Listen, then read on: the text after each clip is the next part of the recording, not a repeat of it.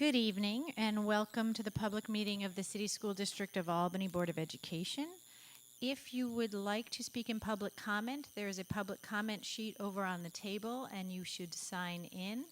Even if you don't want to speak, there are some papers over there that you might find helpful during the evening. We invite those who choose to stand for the Pledge of Allegiance. I pledge allegiance to the flag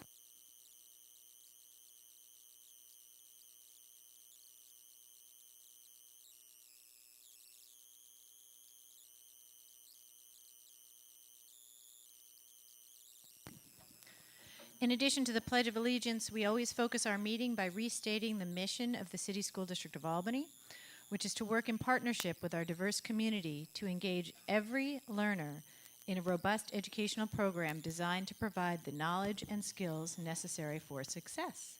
Superintendent Adams, do you have a report for us tonight? Yes, I do. Thank you very much, Madam President, members of the board. I would like to begin by wishing everyone a very happy new year. I hope your holidays were enjoyable and relaxing.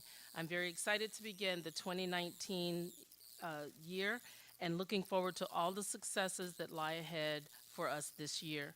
As you know, we had some compromises to our security system and protocols in the days leading up to the holiday break.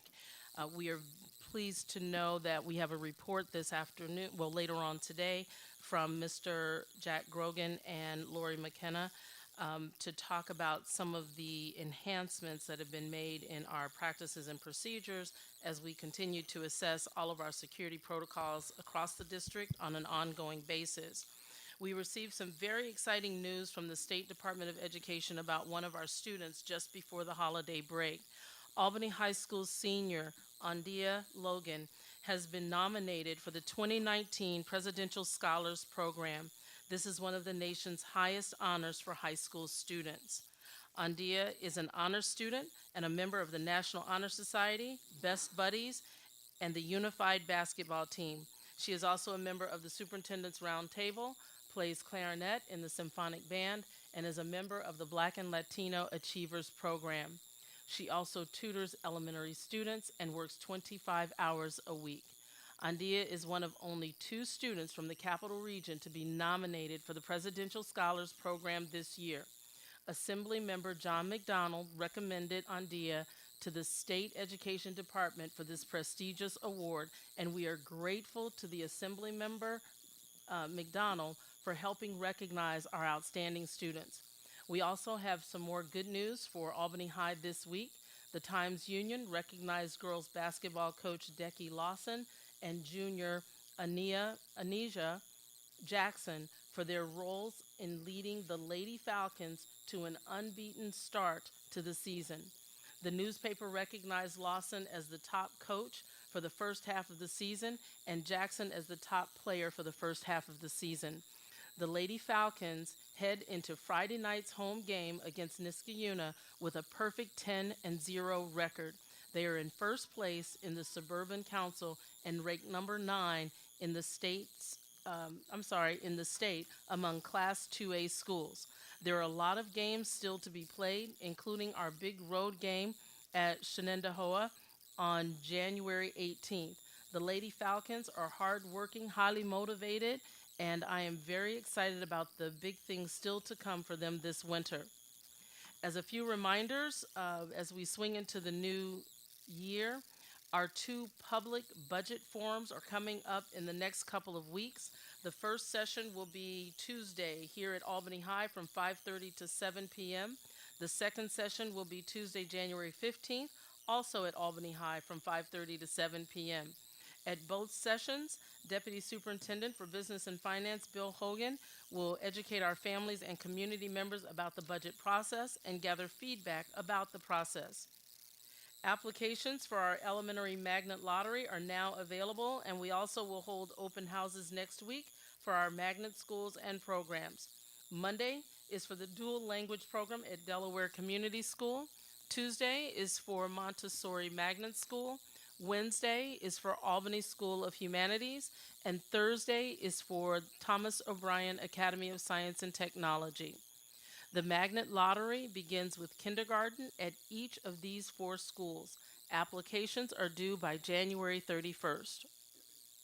We have a separate lottery for pre-kindergarten in all of our elementary schools, including the magnets.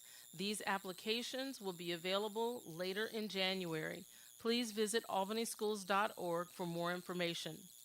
Finally, a reminder about our family engagement survey, which will remain open through January 18th. The Family Engagement Survey is an important part of our ongoing school improvement work. We welcome feedback from all of our families to help us with those efforts. You can find survey links and much more information at albanyschools.org. Paper copies of the survey will also be available at each school. I would now like to invite Albany High School Principal Jody Comerford to come forward and tell us more about the great things that are happening here at her school. Ms. Comerford is joined tonight by our 2019 Presidential Scholars nominee, Andia Logan.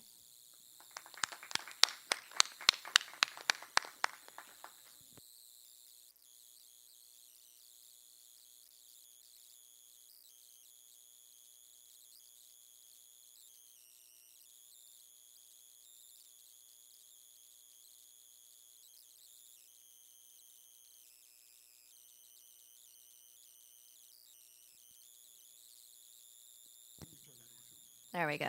Good evening. All right, so thank you, Ms. Superintendent Adams, for introducing Andia. We were able to talk today a little bit about all of her accomplishments at the high school, and she has really done a lot of volunteer work at the high school, including our Best Buddies program, and is part of the unified basketball team, in addition to being on the National Honor Society. She did win this nomination for the Presidential Scholar for the arts, and she plays in our band, the clarinet. And she also tutors at an elementary school in the district that she attended prior to joining Albany City School Districts, in the charter schools, actually. But this was her alma mater for her K through 8 experience, and she has a wealth of information to share about how coming to Albany High has gotten her to where she is today. Good evening. First and foremost, I would like to give thanks to Assembly Member Johnny McDonald and State Education Department Commissioner Mary Ellen Elief for the recommendation and nomination for this honorable program. I also want to give thanks to Superintendent Mrs. Adams for keeping an eye on me, as she said she would. I was surprised, to say the least, that I, out of the many, was selected for this honor. Not because I was underqualified or undeserving of the award, but because competition factors into everything, and I was recognized for rising above those expectations. Standing out from the rest has always been my top priority, because I am aware that people create this presumption of who I am and what I am capable of doing, and I feel that it is very important to set my reputation. So being active in the school community with our Best Buddies program, participating in our school's symphonic band, and even my volunteer work with the middle school students at my former school allowed me to do so. Transitioning from a small charter school to an expansive public school made that primacy challenging for me. I was now coming from a population of hundreds of students, now to a population of thousands, where I encountered brighter students that drove me to keep up with them, in a school climate that was fairly different from what I was exposed to. There were no uniforms that taught me to always carry myself in a presentable way, no matter where I'm going, because my first impression can be my last, and no lines or hallway zones to walk in reminded me to always carry myself with pride and respect throughout them. But Albany High School, I can say, definitely sparked a new understanding of myself, which was to continue to exude excellence, but also to branch off and connecting with teachers and students while exemplifying the core principles of perseverance, respect, optimism, motivation, integrity, self-discipline, and excellence that were always instilled in me. Oh my God, that was so jittery.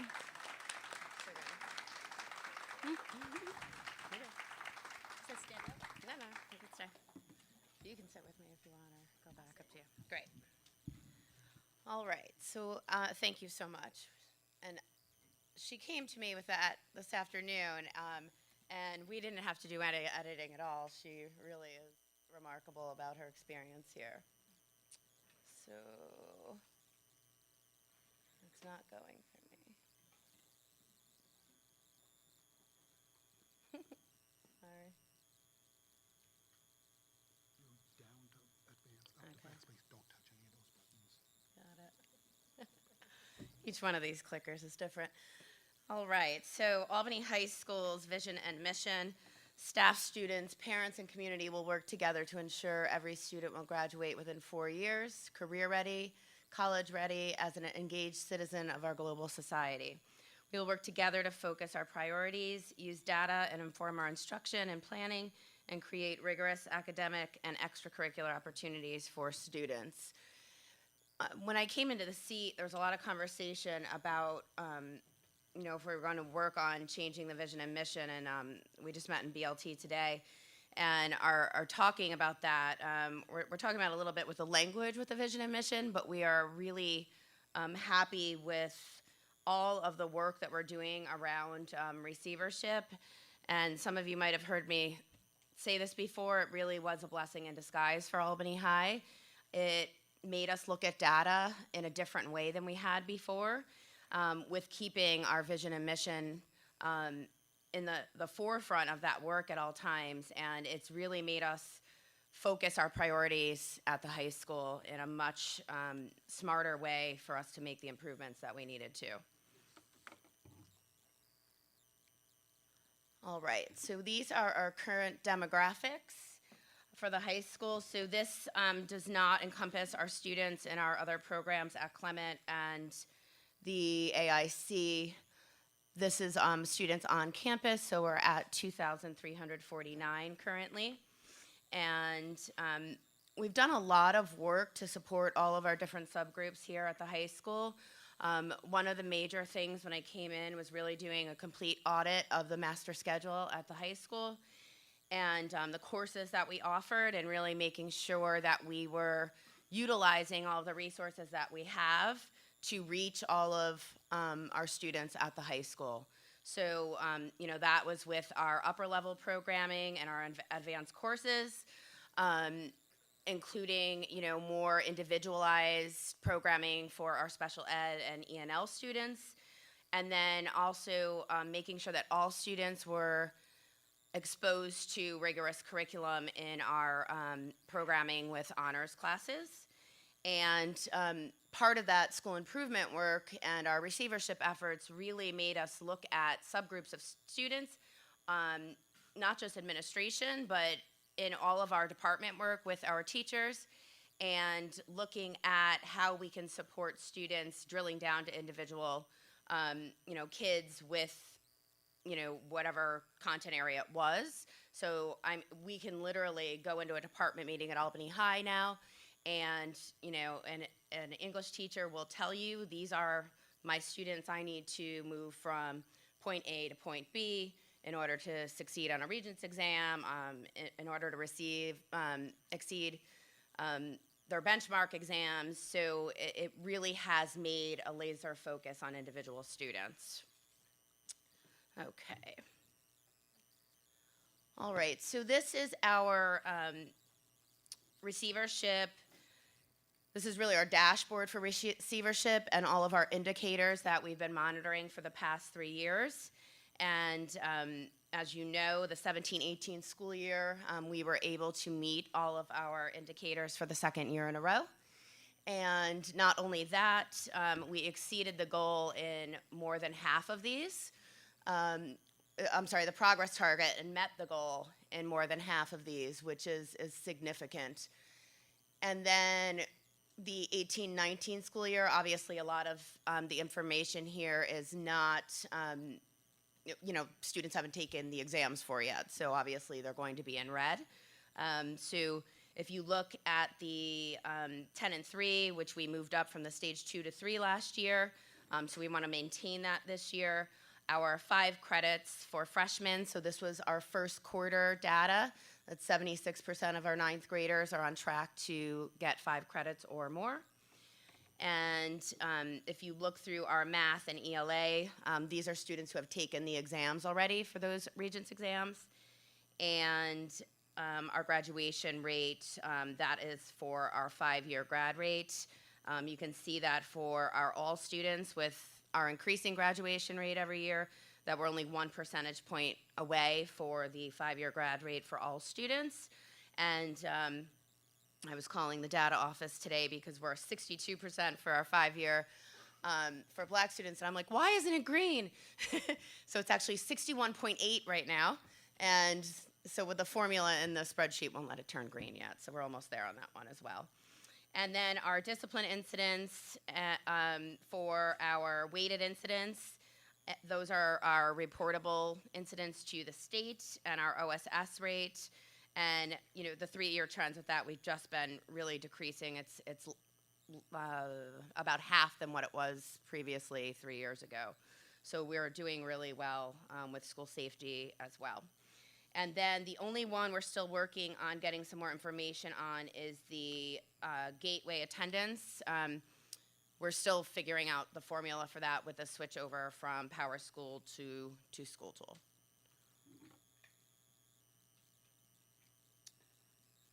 All right, so all of our receivership, the indicator work there is driven by our set plan for Albany High School. And I really try to just highlight here the strengths that we have right now, and then all of the initiatives that we're really focusing on more. This is our receivership systems. You know, even with the status that we're in right now, we're still going to have to look at the indicators the way we were, because we were getting that steady improvement, and we want to keep all of those systems going even when we you know, are out of receivership. So the data dashboard has been a huge help with us doing that and training our staff. We were so hesitant when we first got access to the data dashboard, but I think we started with like a group of 30 teachers, and it spread so quickly, and people were teaching each other, and we had all of our staff trained in that last year. So it has been extremely beneficial in getting us to where we are to date. And I'm sure some of you know, but if you don't, I mean, it really, that's how we can look at individual kids and their whole academic picture. The graduation rates over the, I mean, really this is my 8th year here, has been that 2 to 3% increase each year, which is the steady trajectory for schools that are on their way to improvement, as Albany High School is. And then, you know, our school safety and our just decreasing suspension rates that we've been able to maintain. So most of our focus, major focus areas, because we have made such steady gains in some areas, you know, specifically like all of those English indicators, like we know that's a really smooth running ship now. So we really are trying to focus more on students. We implemented RTI down to the Tier 1 teacher level at the high school last year, in which each teacher is committed to overseeing 5 students each. That added up to almost 800 students in the building last year, having one check-in person. And that allowed us to really target all of our students who were struggling, and I think that's why we're seeing such improvements as well. And we focus that on attendance and social emotional health, in addition to academics. Our family and community engagement efforts have really been a big piece that we're trying to put a lot of emphasis on, and we have changed a lot of our planning with even our PTSA meetings and partnering that with Parent University. And we've gotten our attendance up at those events. Just tomorrow night, I'm trying something different at the basketball games to market our coffee clutches, our Parent University. We're trying to think outside of the box to get more of our family and community members involved at the high school level. And then instructional leadership. We're really trying to focus more on getting into classrooms and supporting teachers in all of the curriculum and instruction efforts that we've done. It has been a lot on curriculum at this point. We're turning that focus on instruction this year. We'll be doing a self-review with CASDA. We've been really focused on Tenant 3, the curriculum side. So we're going to start to shift that into Tenant 4 this year. So we're going to do the self-review and preparation for getting some feedback to even take Tenant 4, the instruction side of things, further than we have.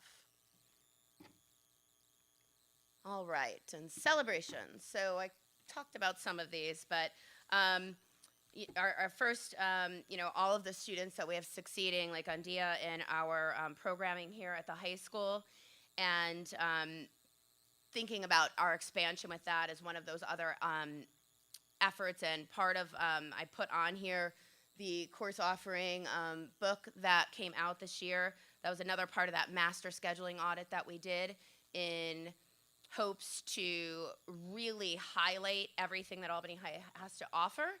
Our AP programming, our IB programming, our university and the high school courses, our CTE programming, and trying to publicize and educate our families on all that Albany High has to offer students.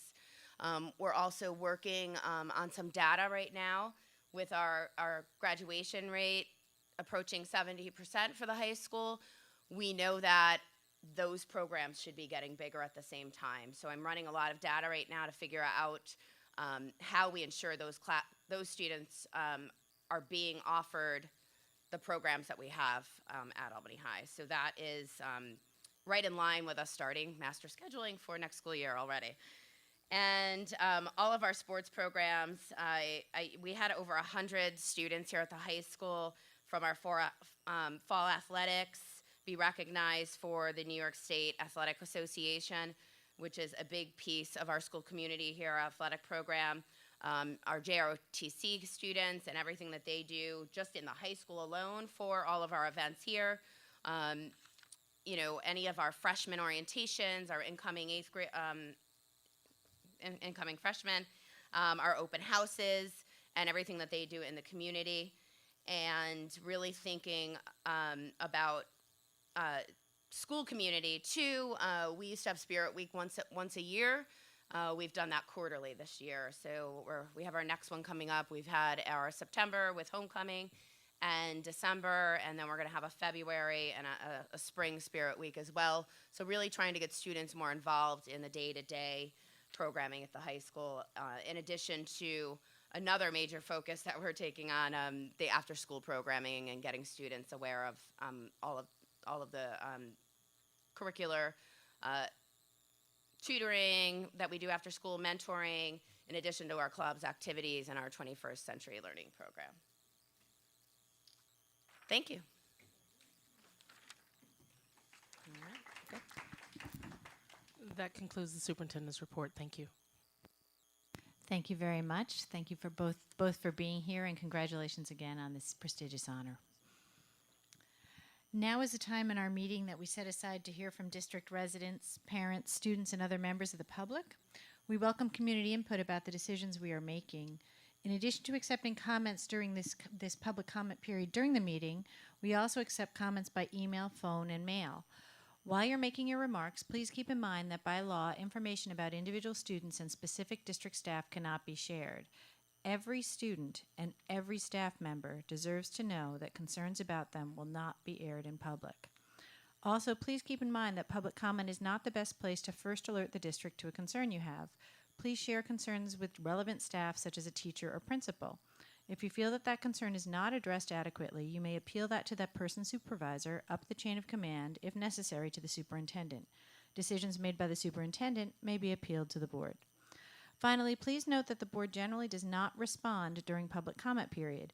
If you need a response, please consider contacting us by email, by phone, or by mail.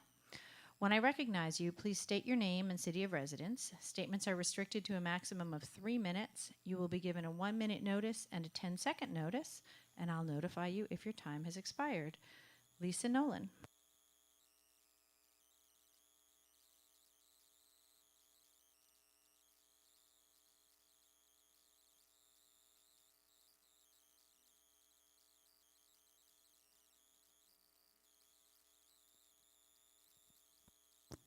Here you go.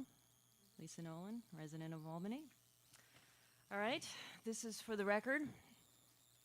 I spoke at the last board meeting, December 13th at O'Neill.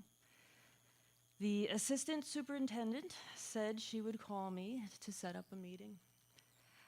Even made sure she had the right number. She did the whole, is this the right number to call you at? Will you be at this number? And I said yes, because obviously the school district has my number. For the record, no one called me. My daughter is here. She was here at the last meeting. And we will keep coming back until you sincerely engage with us. And I underline engage and make it in bold letters, right? The engage with our family. You have a family here in front of you who wants to engage with you. And then you have a survey that you send out via email. So what is important? Is it important that we engage tonight and at a meeting, possibly have a conversation about what's going on at O'Neill? Or do we keep just coming to the board meetings and you guys are present, but you're actually really not here? I mean, do we just keep this up? This is for the record. I just want to make sure that this is for the record, that I'm here. I even have my agenda calendar. I bought one today so I can write the meeting that we're going to have at some point with someone. So how am I doing on time? I'm fine? Yeah? So should we, Tuesdays and Wednesdays mornings are bad for me. Other than that, I can meet with you, with someone from the superintendent's office, or with one of the board members. That would be nice if someone would call me to talk to me. And this is for the record. And I will keep coming back with my daughter and with my family until someone talks to me about what's going on at O'Neill.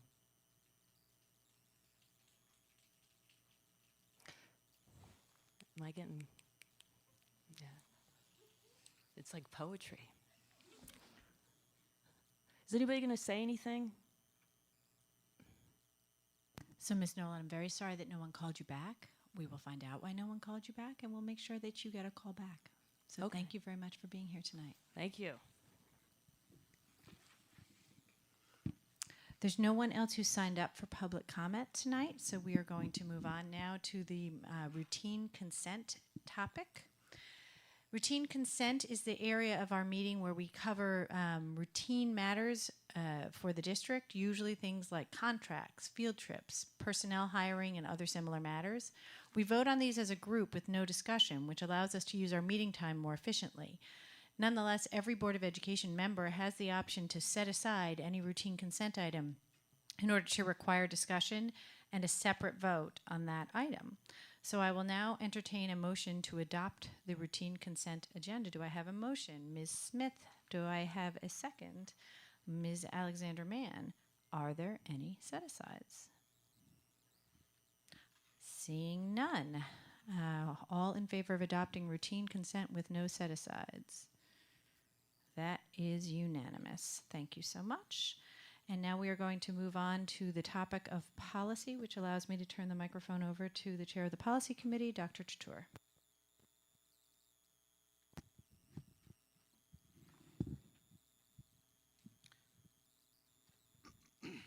Madam President, members of the board, as you'll remember from the last meeting, we had a whole slew of policies that we discussed. So those will be coming up for adoption today, action item today. And then we have two other new policy items to discuss. So the first one that, which is an action item, is the 5450.1 sexual offender notification, which we are rescinding because it's already covered by other mandated policies. The others are, rather than go through each one of them, unless you want me to, I would group them as the special ed policies. We were out of, when you look at the NISBA numbering and our numbering, we were out of whack with the numbering system, and so we've reassigned the numbers and decrease the number of policies that exist from 26 to 19, and hopefully in a few more weeks, there are a couple more that are still lagging, which will be rescinded. So the policies that you see in front of you, the action items are to rescind all the current policies, 4321 and its sub-policies, 4321.1 through 4321.24, except for 14 and 19. And so that would be an action item for us to rescind those first, and then then we have a whole slew of new policies which will take up those numbering. So do you want to do the action item first? Yeah, I think that we should do those, the action, First. I'm proposing that we do it in 3 chunks. The one that you just mentioned, notification, then all of the special eds as a group, and then then the the new ones. equity as a separate one, because the Well, there's equity is two others also, too. There's 2 others outside of equity. but those are for discussion, right? Right. Right, so for the 3 actions, why don't we do, or for the Sure. actions, why don't we do them in 3 chunks? Okay. The first one, all the special eds together, Right. and then the equity So- policy. So do I see a motion to rescind the 5440.1, which is sex offender notification? Ms. Smith, A second? and a second, Ms. Roach, All in favor? all in favor? That's unanimous.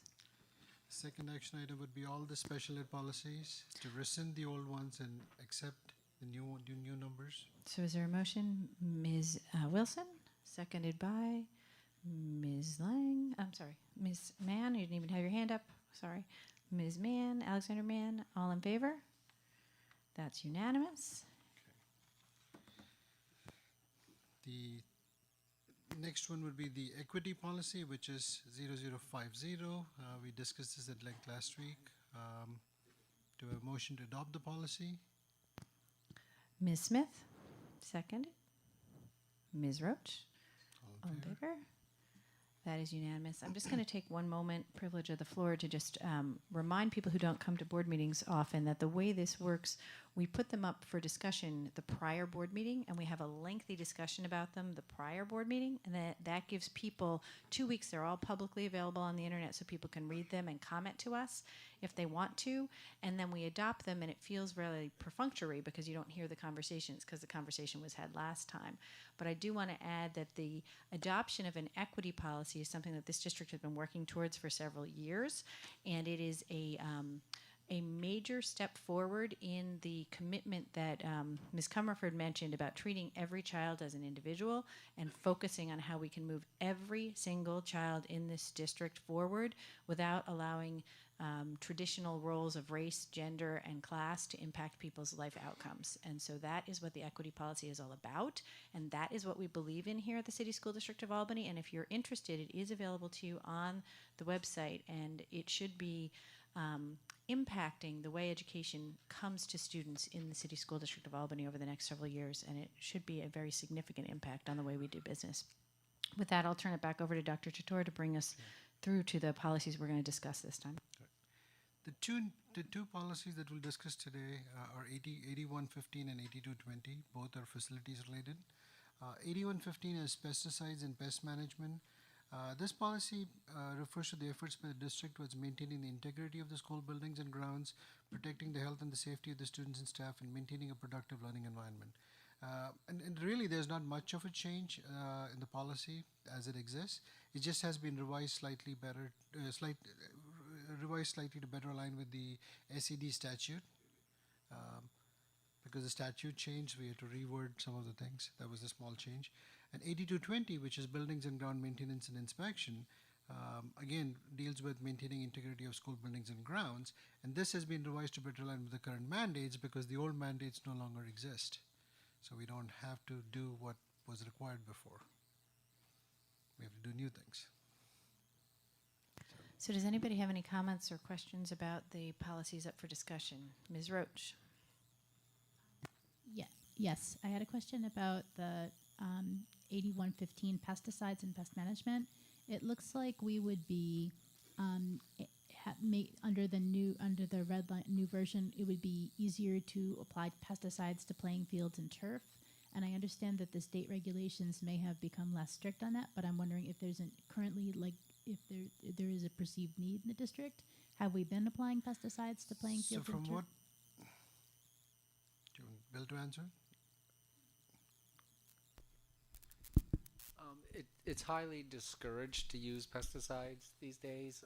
We haven't used them. We don't really have a plan to use them. It would really, the only time I think we would do it is if it was some type of health risk where there was something on the field that was a health issue, could be a health issue to students where we would need to treat it. But even then, you always look for alternative to, environmentally harmful pesticides. So it really doesn't come into play. We, for the most part, haven't. From what I understand in our discussions at policy committee, in the last 5 or 6 years, we haven't at least ever applied pesticides in the fields.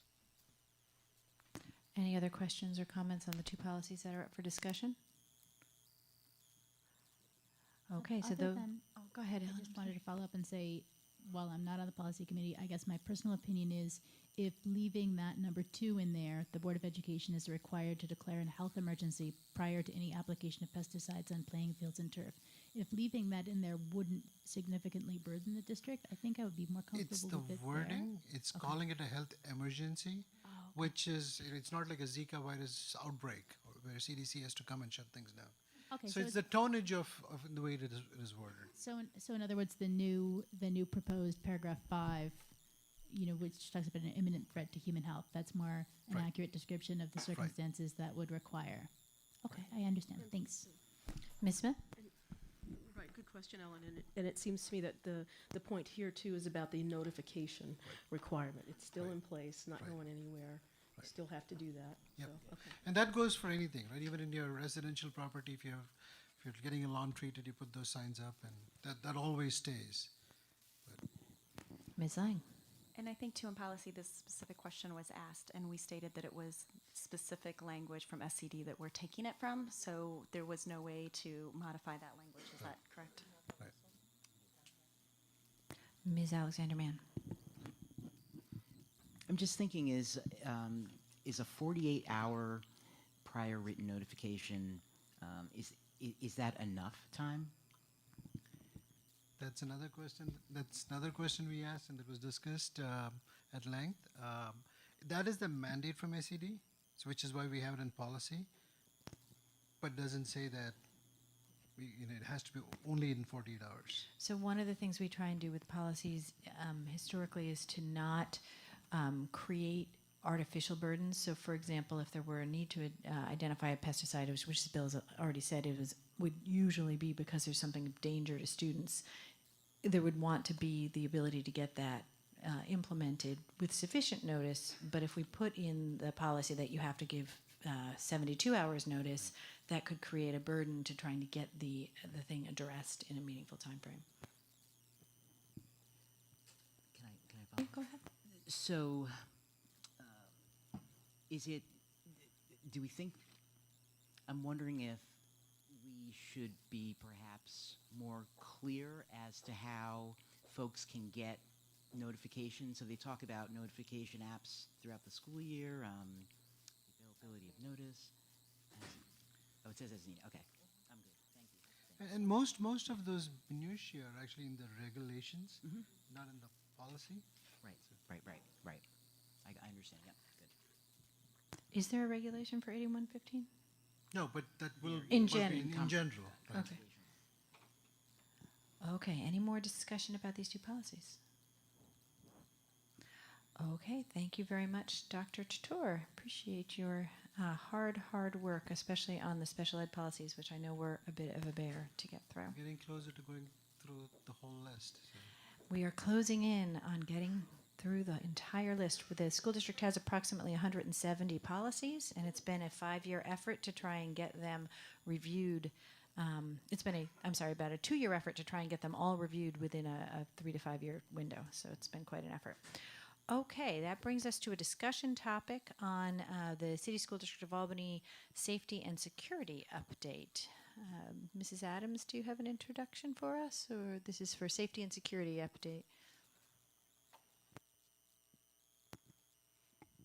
So at this time, Assistant Superintendent Lori McKenna and our Director of Security, Jack Grogan, will share with us some of the updates with regard to, as I alluded to earlier in my superintendent's report, some of the updates with regard to security measures that are being enhanced, and then what our next steps are, not just here at Albany High, but also throughout the district, what we're looking at doing. So with that, I turn the time over. Thank you. Happy New Year's, everyone. Thank you for allowing us to update you on the safety and security measures currently in place and those being considered in the near future. As you are aware, there were 2 recent events involving security issues that we needed to take quick action on and address, and we will include those updates and corrective actions in our report tonight. So we will talk to you tonight. We'll review professional development specific to safety and security monitors as well as all staff. This year we have moved to a unified approach in emergency response and standard response protocols as a recommended outcome of the district level crisis response team that we engaged in last year. Jack will share some information about the definition of a weapon and threat as well as what has been done to date. In addition to our long-term plan for enhanced safety and security in the school district.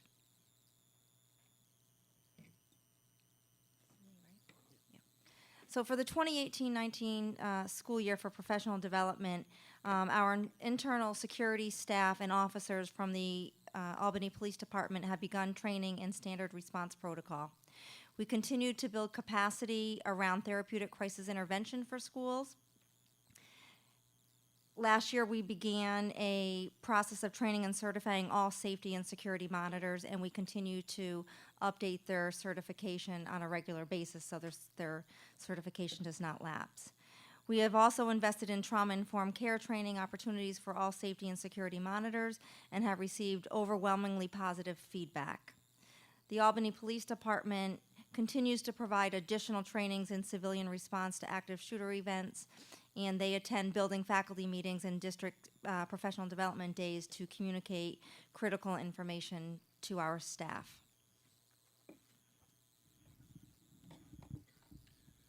Good evening.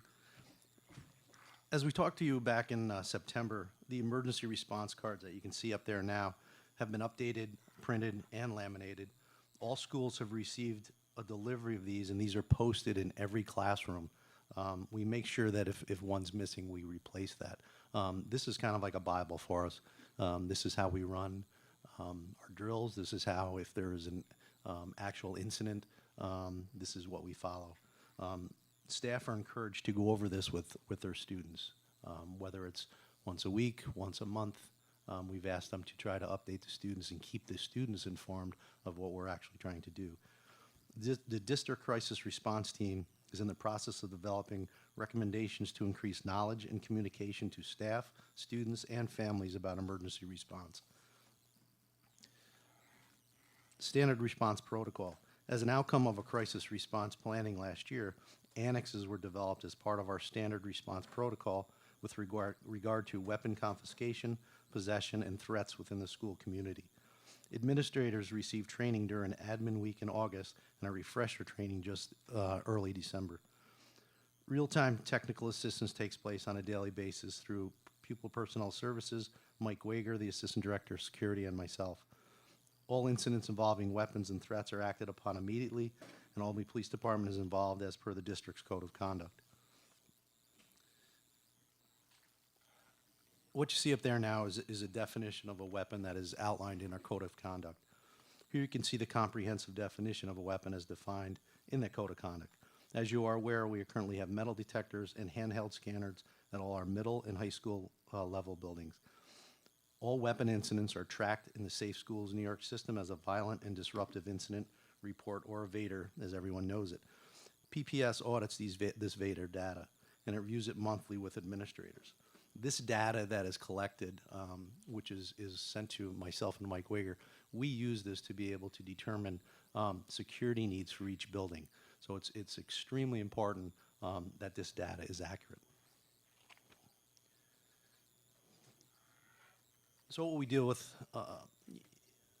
at times is the definition of what a threat against school personnel, written or verbal, is.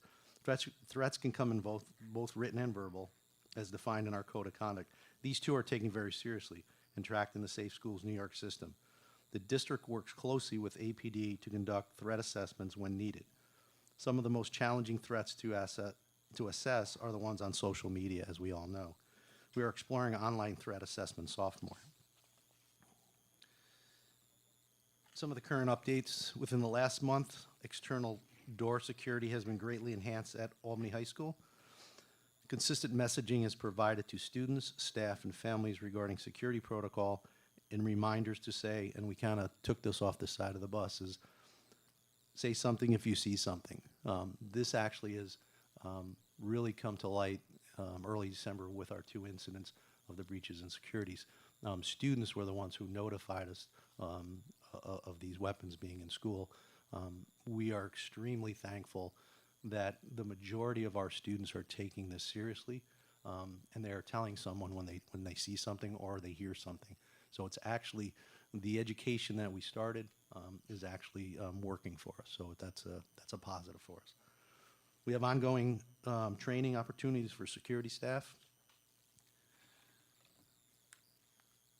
So some of the current updates for Edmund O'Neill in regarding to morning entry and consistent messaging for staff, students, and families.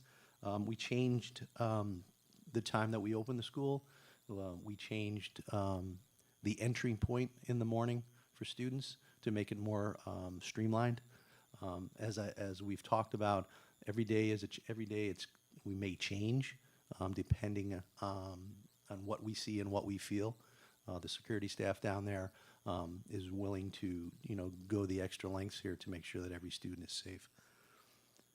The additional training has been provided to safety and security monitors. PBS reteaching is occurring regarding student safety, for example, what is safe and not safe to bring to school. Some of the next steps. We have reached out to the company that supplies us the metal detectors. We are having them come in and recalibrate our metal detectors. Some of the things we find are that certain knives, which are carbon, are not being detected on our metal detectors because the frequency is too low. So we're having them come in and go throughout the district to up the frequency and check to make sure that every metal detector is where it should be. The district-wide crisis response team is meeting next week to consider additional resources and develop recommendations for review. Additional standard response protocol and CRAZE trainings will be offered to staff, families, and the community. Building level emergency response plans continue to be evaluated on a daily basis. We're looking into the impact of amnesty boxes and anonymous tip lines as other districts, through other districts and regions. Just to quickly explain what that is for an amnesty box, we would place that at the entrance of our buildings. If a student shows up at school and does have some type of box cutter or knife, they can place that in that box, no questions asked. But we will still continue to do what we need to do when they do come through metal detectors. Again, we are working on the implementation of See Something, Say Something campaign sponsored by the U.S. Department of Homeland Security. And the numbers up there, the next one, is just the important contact information for myself, assistant superintendents, and pupil services. As always, staff and families are encouraged to reach out if they have any concerns, 24 hours a day. Please send us an email. Please call me at any time with any type of information. So thank you for allowing me to go through that. Questions? Thank you very much, Mr. Grogan and Ms. McKenna. I want to remind people in the audience that one of the things that the board does is meet in executive session. That means that some of the conversations we have are not open to the public. And one of the few things that we can talk about in executive session are things that would otherwise create a potential risk for our students. So for example, we wouldn't want to ask Mr. Grogan things about the security system in a public meeting where it might reveal some weakness in our security system to the general public. That would not be advisable. So we did ask those questions, and we did it in executive session. And so some of the questions that people may have in their minds, and you may think, well, why wouldn't a board member ask that? They were asked, but not in public. So we will have a discussion topic now. I don't know how many more questions people have that they want to ask or that they feel are appropriate to ask in public. But if people do have questions, we will use our normal process, which is that each person should ask their most important question first, so that as we start to run out of time, you've asked your most important question. Each board member will ask one question before they ask their second, so everybody gets a turn. Does anybody have a question? Ms. Alexander-Mann. So one of the statements was that staff are encouraged to review with students the emergency response. Correct. And how do we know that that's, one, how do we know that it's occurred? And two, how do we know that students have an understanding of the emergency response? We are also in contact, Ms. Comerford is in contact with the Falcon Council, which are a group of students. We ask them in regards to safety measures. I can't, to be honest with you, I don't know if the teachers are doing that on a daily basis or if they're doing it weekly. We ask them when we do conduct our drills, we're asking. When we go to staff meetings, which I've been doing once a month, trying to get to every school, and that is encouraged to go over that. That's a big topic for us. And it's been since we started going to a lot of this Homeland Security training, is to get everyone involved. We've seen a turn in our staff actually really taking an interest in this. They're seeing the need that we really need to get it out to students. And I will tell you that our students in the last few incidents that we've had have been phenomenal when it comes down to lockdowns or an evacuation, or even if it's just, a hold in place if we have a medical emergency. They're really following the guidelines that we put forward for them. May I? Does anybody have a question before Darren Wisconsin? Ms. Roach? I just had a quick question regarding the lockdown. The lockdown procedures as outlined here, and it's how, when you're doing lockdown drills, or you have actual lockdown situations, how are you ending them and telling teachers and staff that they're over? New York State tells us that when we end lockdowns is to actually go to the classrooms and unlock the doors. In our incident in early December, that was one of the things that we talked about after debriefing, that actually worked in our favor, that because we did the same thing during our lockdowns by going and unlock the door, we're able to use that as a way to get into that classroom with staff first. So that's how we do it. It's by New York State that we're supposed to continually do the same thing. Thank you. Thank you. Ms. Lang? You stated that your current change, or one of the changes, was to Edmund O'Neill opening at 7:20. What is the average wait time for a student who in the morning is getting there 5 or 10 minutes before start to go through the procedures of the pat downs understand your or question. the Yep. bags Yep. and It's between 3 to 5 minutes to get them in the door. Then this is the whole process: getting them in the door, getting their stuff on the table, and it may be even a little less than that. I'm just giving you a general timing, depending on, say, 15 students arrive at the same time. And if 1 or 2 students get there quickly, they're in and out within 30 to 35 seconds to get through that period of time. But if there's, say, a bus pulls up at the same time and 15, 20 kids get there, it's going to be about 3 minutes to get them through to do an accurate security check of their bags and their person. Anyone else have a question? And let me ask one, and then you can go your second one. This is related. Jen asked specifically about Edmund O'Neill, but I've heard from a number of people, and of course this is anecdotal, that sometimes at Albany High, the lines can be rather lengthy because of the constricted entry points. Correct. Is that your understanding, and what are we doing to accommodate that? We're looking at ways, we talked about maybe staggering some of the buses, because it seems every year that we have, one, I'm just going to take, for example, last year, 7:45, we saw that a rush of kids would come to the door, and we found that some of the buses were either running a little bit late, or if we changed a couple minutes on some timing, we'd implement that in the next year to try to see if we can alleviate some of that. We also talk to students coming through that, hey, you're rushing in here at 10 of, is there any way you can get here by, 5 minutes early? And some of them have ride difficulty and stuff, but others have actually made an adjustment for us. So things in the first month of school is always, you see the lines outside until kids realize that, hey, we open our doors at 7:15. If you want to try to get here a little bit earlier, it might not be a rush for you. So it's a learning process for us especially in the beginning part of the year, but then it starts to smooth out and thin out. Days where it's cold, we try to get kids in as quickly as we So can. do we actually like do some record keeping of that to see like how long the line is, what time the line is long? Should be like a Jody's back there like, yes, I do. Yes, I do. Yeah, Jody's pretty good about content, Mike Wager or myself, to say, oh, we got kids standing outside. So yeah, there are some, I don't know if we can call them official records, but we keep the times and stuff that we see that, the Partridge Street bus arrives at a certain time, or, the kids on Washington Avenue. We see a difference now with our drop-off being in front of the school to where before it used to be in the back. So it's a change, and the kids and parents have been great. Ms. Alexander Mann, thank you for your patience. Oh, no, thank you. Can you tell me a little bit more about the amnesty box and like what does that actually look like, and then what occurs thereafter? It's pretty much in the preliminary stages right now. We're talking to other regions. They place these outside of schools, outside and walking to school. Communities have tried to do this to see if they can curb that weapon trying to get into school. It's not like they're going to get it back, but it's going to be confiscated by us.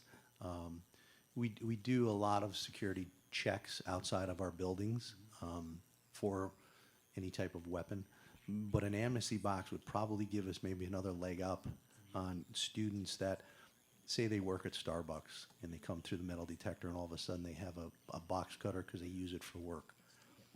Maybe they can drop it in there and they won't have to even try to bring it to the front door. It would just make them feel a little more comfortable. Ms. Lang, I think you had a second question. I just wanted to follow up on my question of the 3 to 5 minutes. The 3 to 5 minutes is at O'Neill, and you would say the same at the other schools as well, or different schools? No, each school is a little different. Each school's entry point, because of the size of the entry point, the way the front doors are, the distance from the stairs, say at Hackett to the front door.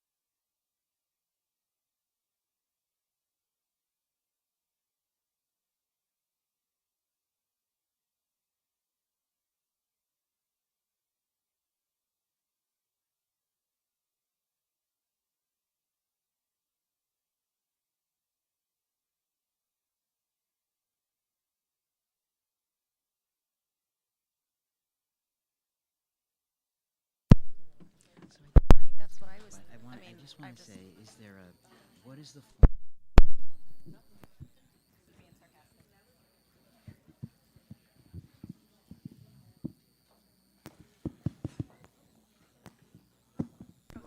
We're on. All right, the power is back on, so we're going to continue our meeting. Mr. Grogan, you were saying? So to finish up with that, as I was saying, each school has a different lobby, I guess we could call it, where the students enter. Some schools have a lot more space. Hackett has that distance between the stairs and where the metal detectors. Myers is a little different. As soon as you walk in the door, the metal detectors are right there. So I say 3 to 5, but there are days that it's quicker. Or it could be longer, depending on weather. Again, like I said before, if the buses arrive at different times, that they're supposed to be there at a certain time and they're not, then we have an overflow of kids that are there. Is the security deterring kids from getting there on time? Are we seeing kids late that would not ordinarily be late? Should there be more security staff? No, I think students actually figure it out. They try to get their parents to get them a little bit earlier, but the consistent kids that we see that are late consistently, they're going to be late consistently. There's really not a lot of change that we can do for those students. And I don't know if that's answered your question or complicated it more. Dr. Chatur. So I understand how this plays in the high school and the middle schools, but how do we do it in the elementary schools? Because there are no metal detectors there. That a lot of our information that we get there, if there's information that a student maybe carries, comes from the other students. A lot of the young kids, they'll show it to their friend walking to school, and we'll get that information. Slightly decreased, while district salary and benefit costs have increased due to the expansion in district special education programs. In reviewing current staffing, the number of special education teachers as well as teacher assistants has increased to support our additional special education programs. An additional school psychologist and speech language pathologist were hired this year in order to form what we call our newly formed Committee on Preschool Special Education Multidisciplinary Evaluation Team. As of today, this team has already evaluated 42 preschoolers.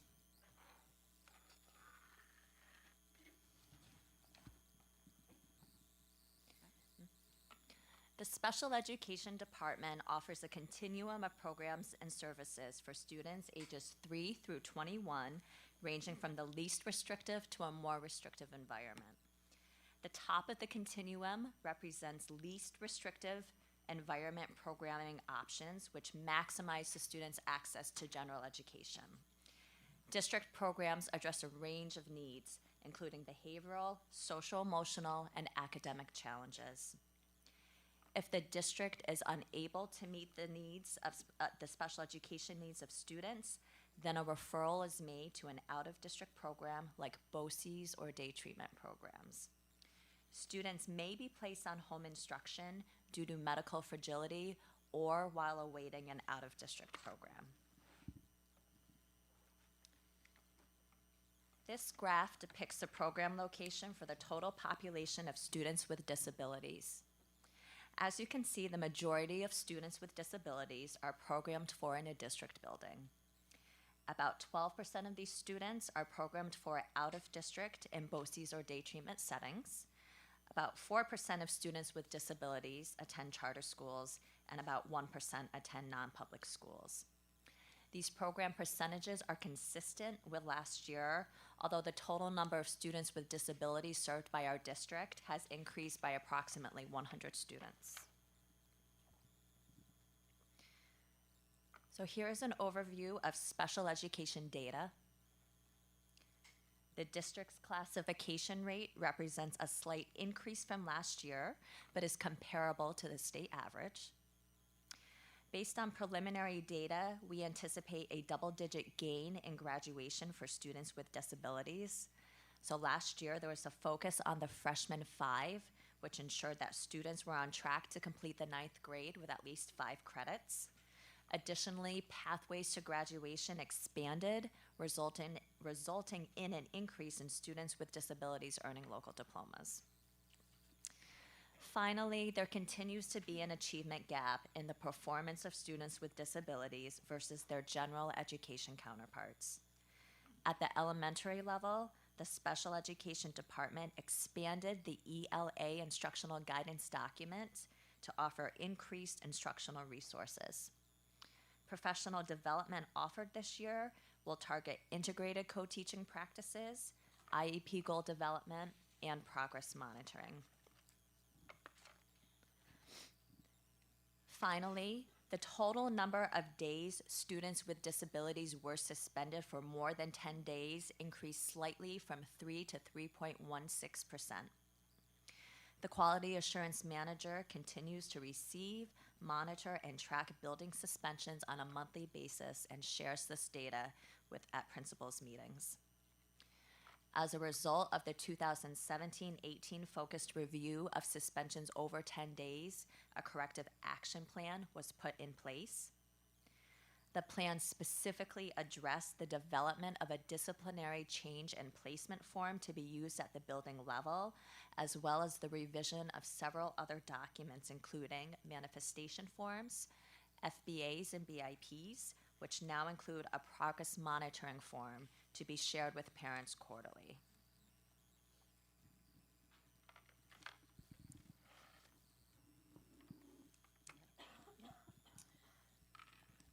I will be presenting on our departmental goals, both past and present. Our 2017-18 goals included graduation rate, which we anticipate to show a double-digit increase. While we're excited to share the details of that, we're unable to do so until the information is officially released by the New York State Education Department. Our freshman 5 high school metrics for students with disabilities are reflecting a 9% increase in students earning the required 9th grade credits. As previously mentioned, we've been closely monitoring our special education suspension data and are pleased that the percentage of students suspended last year has decreased by 11%. Just to clarify, this data is calculated using a total of the overall suspensions that occurred over the course of the year as compared to the data that Katie shared, which was specific to students who received 10 days or more of a suspension. And finally, we continue to target the achievement gap and increasing our students' proficiency rate in ELA, which has remained at 2%. In reviewing the departmental data, we have identified the following strengths and gains. As previously mentioned, our graduation rate is increasing. We are maintaining a consistent classification rate. Our Medicaid claiming and reimbursements are continuing to increase. These gains stem from refinements in our claiming processes and procedures, as well as from the addition of claiming for special transportation costs. We have seen gains in our MAP, R, and Ames Web results for students with disabilities, and this is particularly evident in special class and resource room programs. And finally, there's been an increase in the number of high school students earning 5 credits or more by the end of their first year, which in turn correlates to a 4-year graduation rate.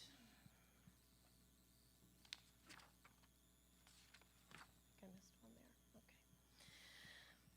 Along with the strengths also come challenges, including the achievement cap and student proficiency levels, which are impacted by several factors. Such factors include individual cognitive and academic deficits, social emotional functioning, intensive student medical needs, and trauma. Disproportionality remains a concern in terms of our discipline referrals, our classification and proficiency rates, as well as for suspension. We've noticed trends in student transiency, which has resulted in a significant increase in the number of students with disabilities enrolled in the district. This poses at times programmatic challenges in terms of both staffing and space. For example, over the past 2 years, the number of new entrants has actually exceeded the number of students exiting the district over the course of a school year. And then we are seeing a specific increase during the months of August, September, and October, which in turn can generate some programmatic challenges which require us to open programs that we hadn't necessarily planned for in the preceding school year. And lastly, due to the increases in the number of students being referred to special education, there has been an impact not only to our referral rate, although minimal in terms of the increase, it is putting some pressure on evaluator timeframes and schedules. It is requiring additional testing materials and the utilization of other building resources in order to consider what kinds of programs we may need to be able to plan for, not only in upcoming school years, but immediately within the process of a school year.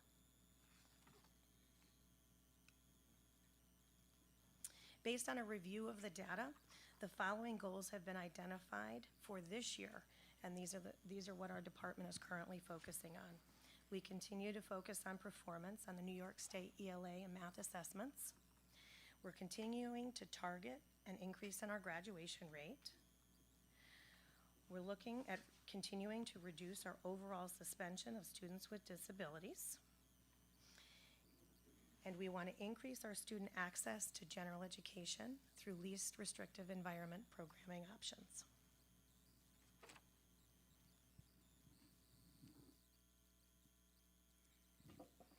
This year, the Special Education Department focused on 4 major areas. The first being teaching and learning. The revision and expansion of the Special Education Elementary English Language Arts Guidance Document, the utilization of blended learning programs to address reading deficits, and the expansion and integration of assistive technology in our special education classrooms. Professional development is provided by the special education instructional coach, the behavioral specialists, the district school psychologists, as well as outside consultants. The department's elementary instructional coach supports teachers in implementing research-based instructional resources and supplementary literacy programs. The embedded behavioral consultation model was piloted last year in one of our special education classrooms for students with significant behavioral and social emotional needs. This model has been expanded this year to 5 special education classrooms in 3 different buildings. Finally, outside consultants are providing professional development to support blended learning programs, as well as embedded training for integrated co-teaching teams. The embedded co-teaching support includes teacher interviews, classroom observations, and debrief sessions for the co-teach teams in our designated elementary and middle schools. There are several monitoring systems that we've set up. Special administrators do classroom walkthroughs to inform areas of improvement and growth around provision of high-quality instruction. We are continuing our special education review referral team, which reviews and monitors special ed referrals, as well provides feedback to the buildings. And we also are continuing with the Freshman 5 matrix that they're using here at Albany High School, which looks at student absenteeism, credits earned towards graduation, along with discipline and suspension data. And lastly, fiscal. Fiscal responsibilities include ongoing monitoring of the federal special education grants, the general budget, and Medicaid reimbursement. 2019-20 budget recommendations. For next year, the Special Education Department is requesting an additional instructional coach to support teachers at the middle and high school levels. This coach would provide professional development and embedded training utilizing research-based instructional methods. The individual will attend building data team meetings to monitor and review student assessment data, assist teachers in planning for instruction, and monitor IEP goals. It would be great to have an additional special education teacher for that Committee on Preschool Special Education Multi-Evaluation Team in order to support the behavioral needs of our preschool students. And also we're looking for an increase of our part-time psychologists to a full-time position to extend behavioral consultation supports at the secondary level. And finally, additional special education teachers and teacher assistants may be required based on student enrollment and programmatic needs. At this time, we're willing to take any questions. Thank you very much for your presentation and for all the hard work you do every single day for the students of our district. We appreciate your work. So as usual, we will take questions one at a time so that everybody gets a chance to ask one before we move on to people asking a second question. Ms. Smith, do you have a question? Well, it doesn't matter. Ms. Rowe. Thank you. My first question is, you mentioned that some students are on home instruction while they're waiting for out-of-district programs to open up. What's the average length of time a student would spend on home instruction waiting for a program to open up? Is it that a matter of a week or 2 or months? That's a great question and can definitely vary. And at the committee meeting, when we are, have truly exhausted all options, a lot of time we certainly look at an abbreviated day before we look at home instruction. But when that decision is finally made, parents are clearly informed that unfortunately we have an unknown time frame. It usually, if they're waiting for an out-of-district program like BOCES or day program, a private program, It usually would be at least a couple weeks to sometimes it could be months. Some factors that can correlate with how the length of time that student is on home instruction can be the time of year. So certainly, we're about halfway through the year. A lot of these programs are full versus, if you're more toward the beginning of the year or different times of the year. Some of it too is going to be the learner characteristics of the student recommended for home instruction pending out-of-district referrals. So if this is a student who has a history of very a physically aggressive behavior, a lot of programs get nervous accepting these types of students. So depending on how they're presenting, that can impact, and we're very honest with parents about, these are going to be some, factors that will impact other programs accepting your students. So it is an undetermined time frame. Is there a standard number of hours per day and days per week for home instruction, and what is that? Absolutely. Per the New York State regulations, up until the elementary level, so K through 5, would be 5 hours per week, and secondary level, which is grades 6 through 12, would be 10 hours a week. Ms. Smith? I just want to mention, too, if our students with disabilities have related services, like speech or occupational therapy or physical therapy, they would receive those while on home instruction also. Great, thank you for the presentation. A question. The increase in referrals, is that across all grade levels, all schools? Okay.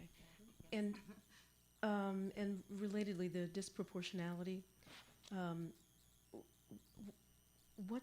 how are we addressing that issue? In terms of well, I mean, or well, are the referrals increasing also in terms, is that disproportionate? The suspensions, I understand, are disproportionate. So what's our attack on? So we certainly issues? try to ensure that we're going through the various behavioral and academic tiers of responsive intervention prior to referrals being received, and considering other supports and services that are available through general education in the building, which can include not only just those academic and behavioral things like a functional behavioral assessment or a behavior intervention plan, but also services like counseling or occupational therapy for sensory needs. There are some situations in which we're unable to necessarily completely follow through those tiers of support prior to a referral. We receive a pretty substantial number of referrals from parents, and so in those instances, we would automatically move ahead with the evaluation process. So they may or may not have already started an RTI type tier, and we would move ahead regardless. So in terms of the disproportionality about the referrals we're receiving, some of that is kind of it fluctuates based on whether or not the referrals are coming district-wide or from a parent. And as a department, we have not been identified by New York State as being disproportionate in our classification. We have been identified for disproportionate in terms of suspension. Yeah, no, I appreciate that. That's Yeah. an important distinction. Yeah. Okay, but you also did say that the suspension rates were down. Did I hear? Right, so it was Okay. the overall suspension, so the Okay. total number of suspensions that occurred during the 17-18 school year were reduced by 11% for students with disabilities. My recollection is that that's very consistent with what we heard when we heard from the AG's report. Suspensions are rate down for everybody, but the disproportionality, we're still not getting to the core issue there. Who would like to be next? Ms. Lang. Hello, thank you, Steve, from last year. So I went and I listened to the last year's special ed report, and some of the things that were asked, you did incorporate kind of the monitoring. And I was wondering if you could talk about, you said you're monitoring through walkthroughs. Are those specifically in special education classes, co-teach models, or in typical classrooms where there would be perhaps someone with an IEP there? And also, what more procedures, or could you expand a little bit more on monitoring of compliance of IEPs, which was discussed last year? The classroom walkthroughs are taking place with all the administrators, and it's in all of our special ed classrooms, so what I would call is one of the building principals, and we would do a joint walkthrough, and we may go through a special education classroom, a self-contained classroom, or we may go into an integrated classroom and observe for 10 or 15 minutes, and then come out, and the district has a format that we all use that's consistent across K-12. So it's really something that we've all been working on different buildings, working with building principals. Sometimes we go on our own, but a lot of times it's in unison in collaboration with the building principal. So those walkthroughs are, did you want to say something, Kate? Yeah, I was going to also address your question about monitoring of IEP goals. So the special education department this year had a two-phase professional development for all district staff. The first one was on graphing their goals, and the second one was on writing measurable IEP goals. And so I've been out with the support of other resources, sub-CSE chairs, the elementary instructional coach, to present at buildings. I was at Giffen this morning, going to ASH and just targeting, all the teachers. I offered it through my learning plan, and a lot of people certainly have after-school commitments, so making sure that all teachers district-wide receive the targeted professional development about IEP goal writing, and the department will continue with reviews of the IEP goals in quarter 3 after we've done this training. So follow up, are the walkthroughs being done in non-special ed classes where there would be students with an IEP, for example, in that?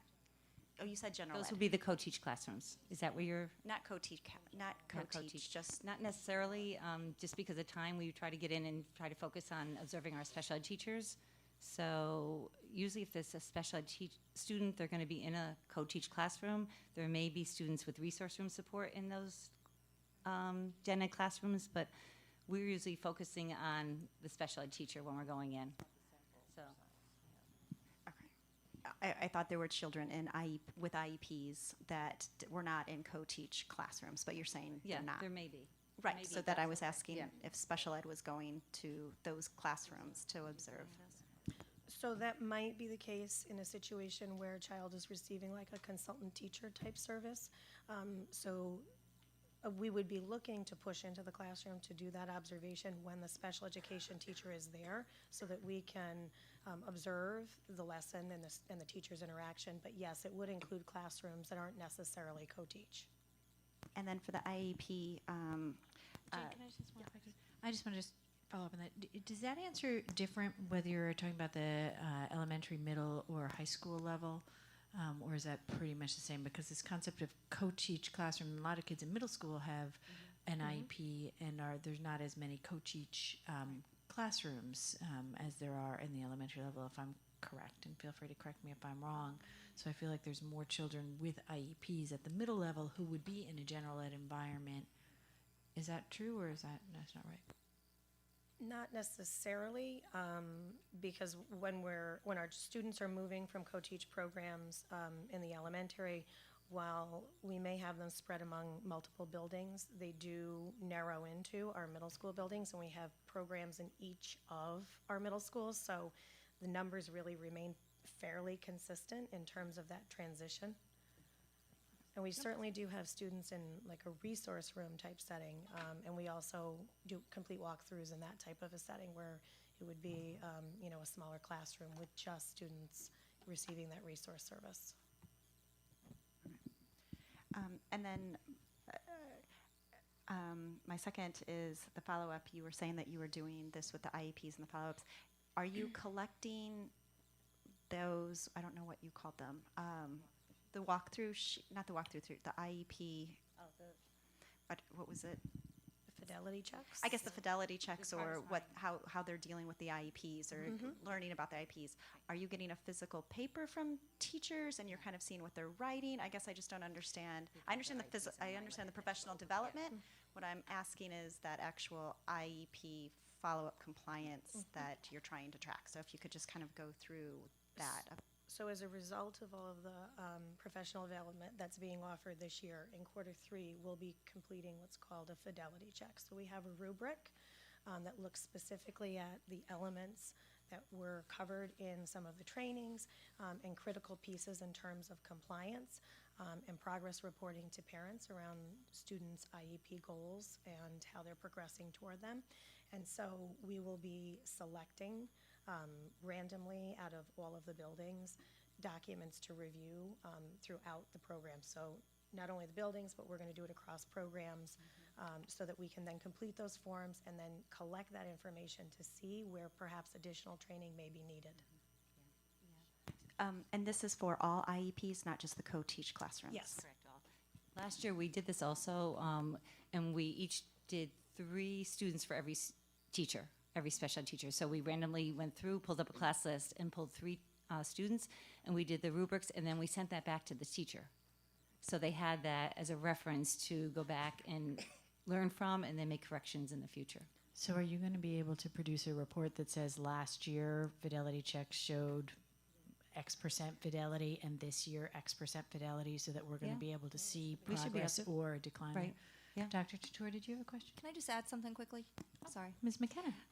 We also, through the Quality Assurance Office, randomly audit the social work services, counseling, related services, OTPT, et cetera, to ensure that what is indicated on a student's IEP, the number of sessions per week or per month, are actually being provided. So that's another level of audit that we're doing to ensure that we're in compliance with a student's IEP.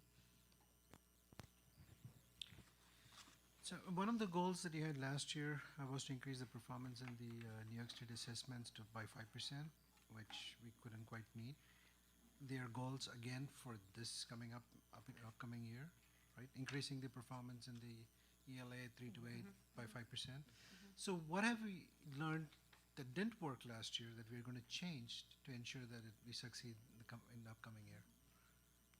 Like what new strategies are we implementing? Right.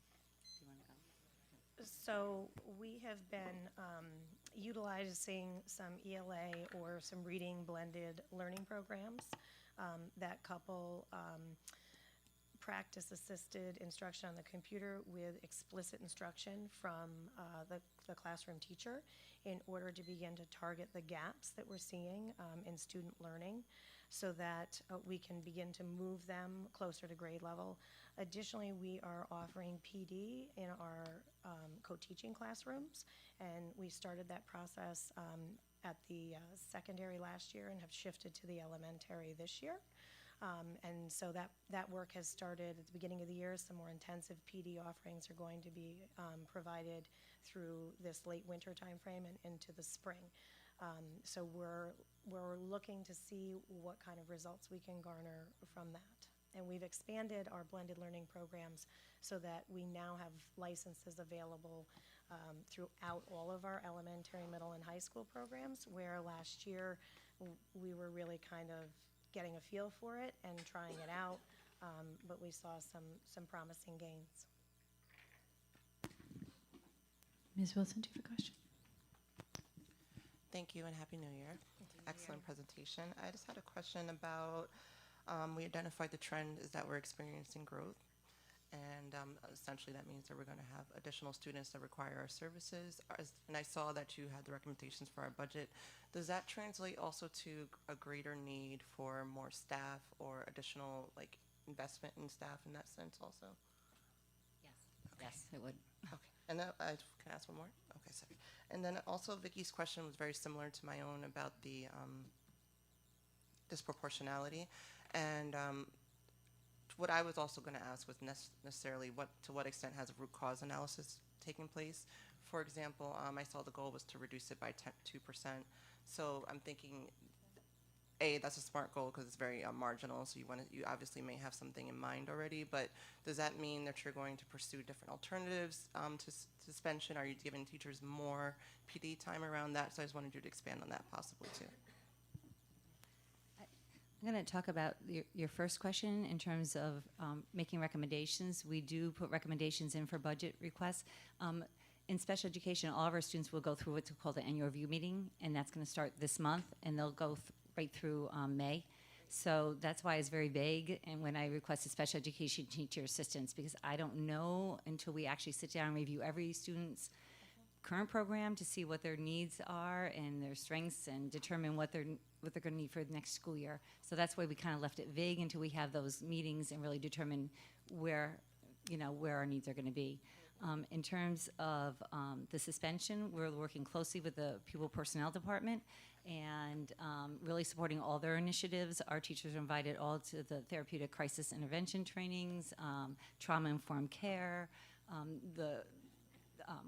PBIS trainings. They have so many offerings, and we always ensure that like our special ed teachers that are in classrooms with students who have behaviors and our teacher assistants are first on the list to get the traumatic or the TCIS training. So we work very closely. Carrie's in my door. We have a shared door between our offices, so it's constant communication. I think also that in terms of the suspension quality improvement plan that we've been working on with State Ed, one of the components was specifically identifying progress monitoring for our behavior intervention plans. And so I think being able to have that information every quarter and look specifically at how our students are responding to interventions is going to be critical in helping to make adjustments that will impact in a positive way the reduction in suspension. Tabitha, is this truly a follow-up, or is it a second question? Ms. Alexander-Mann? Hello. So my question is around access to services and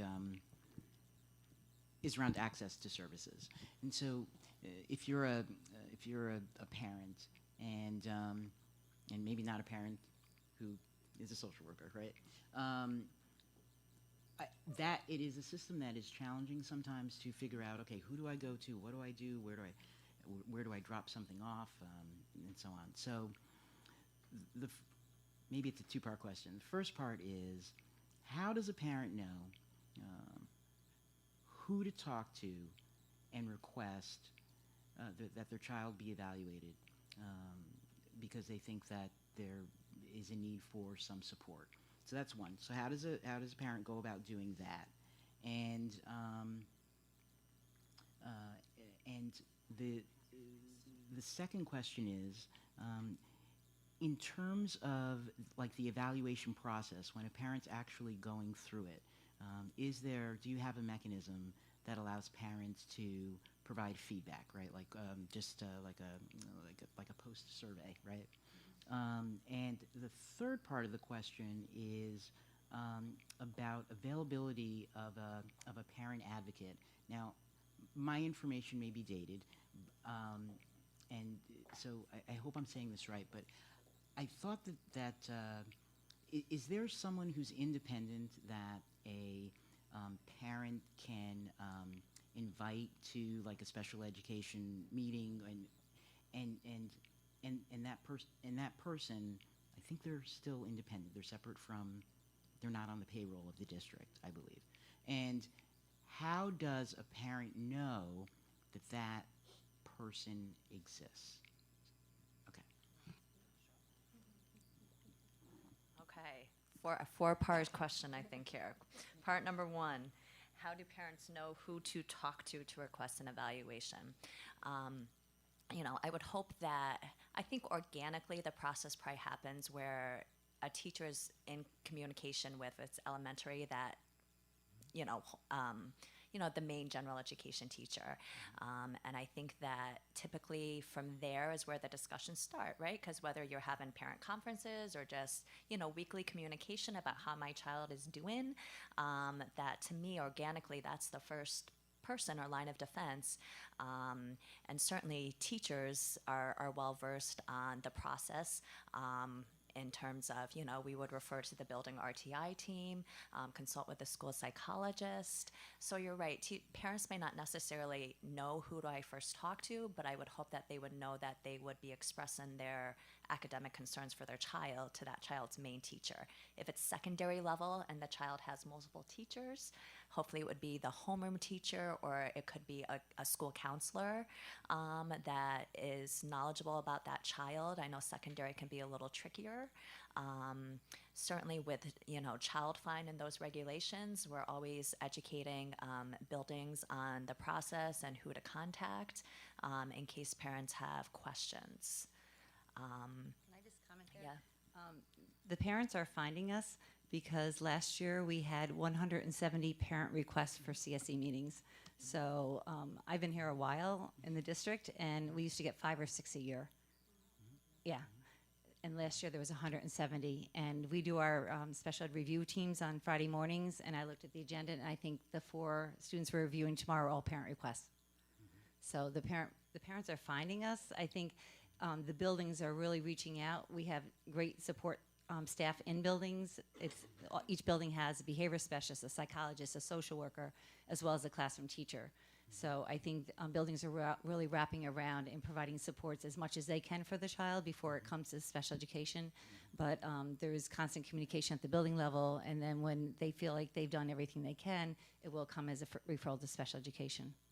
From the parent or from the teacher? From the parent. But mostly a lot from the parents. Absolutely. And we, I'm sorry, Debbie, could I just ask you to say that in the mic because the recording doesn't pick it up? I'm sorry.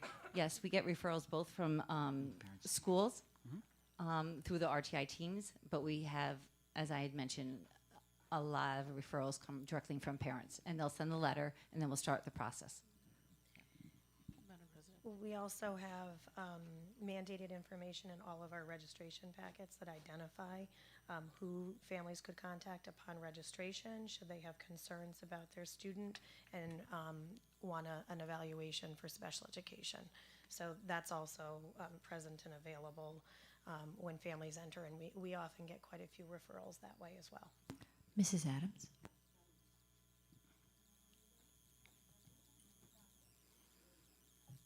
President, members of the board, there we go.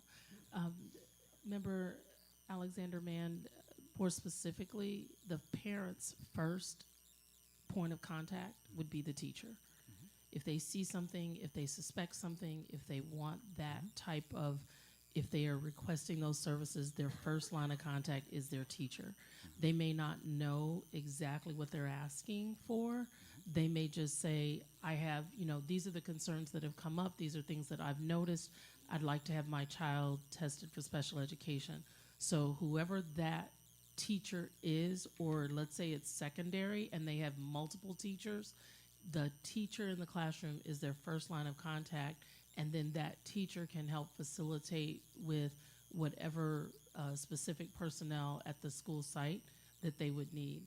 Communication-wise, we put that information out, but communication is only as good as the last person that you communicated with. So we still have to make sure that our educators know exactly where to reference parents when they come forward with that request. But typically the teacher is the first contact. If it's not the teacher, then typically parents will express to the principal or an administrator in the building. But first and foremost, it should be the teacher. Did you all have more in response? I remember you were very careful with your 4-part. So another question, and it's a good one, what mechanism allows parents to provide feedback, right, about the referral process? Or their experience during an annual review? What mechanism is where we get parent feedback from? Okay, yeah, and that's a good question. So we don't have like a formal survey or anything. I was going to say, even just thinking about our different indicators, we don't have. Well, that's legally they have to be. Well, absolutely.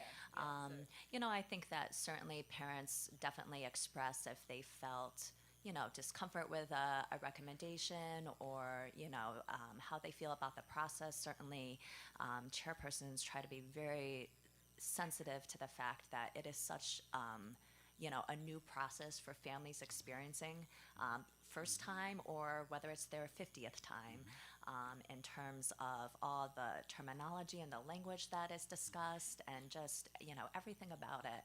And really try to break terms down into parent language, try to do everything we can to make sure, do you understand, pausing to ask them questions, especially if there's an interpreter involved.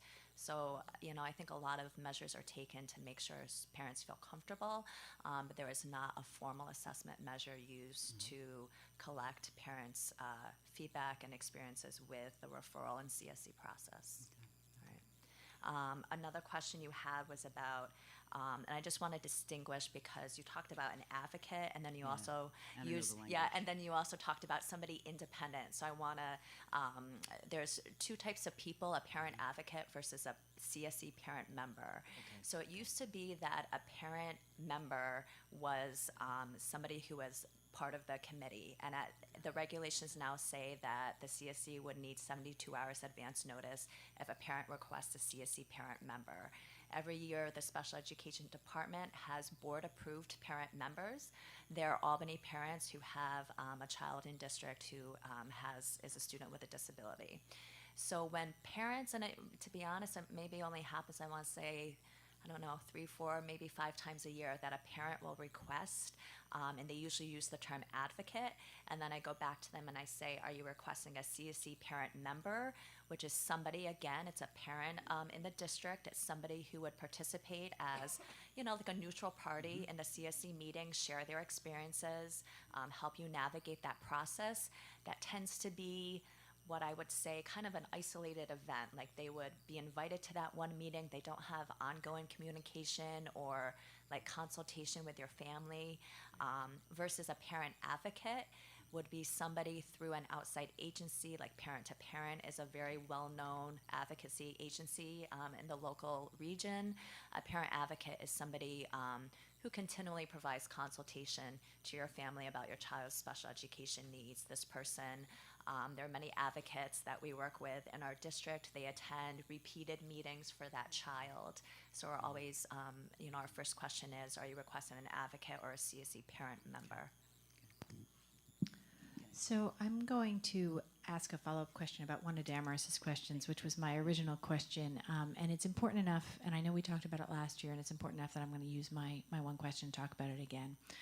As board members, we hear from a lot of parents, and I would say from my experience, I'm now over 4 years on the board, and the number one set of parents I hear from are special ed parents. And it's a very strange thing because, of course, everything I hear is anecdotal, right? I have no evidence. I just have, parents who call me. Today, I got a lovely letter that I sent on to the superintendent, which hopefully will find its way to you, about glowing about special ed and what a wonderful experience they had. That's a lovely anecdote, but I get plenty of the other as well.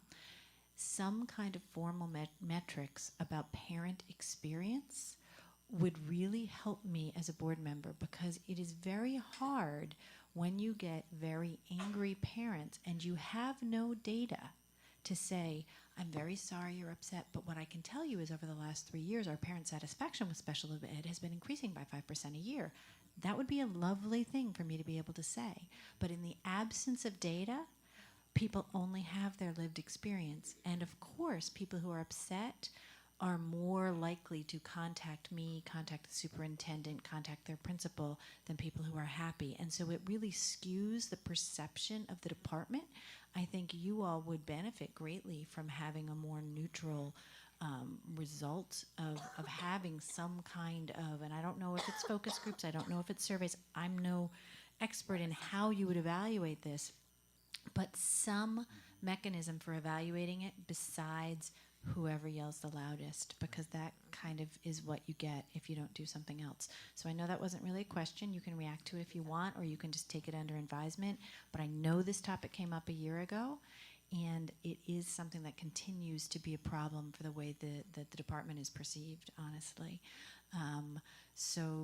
Does anybody want to comment on that?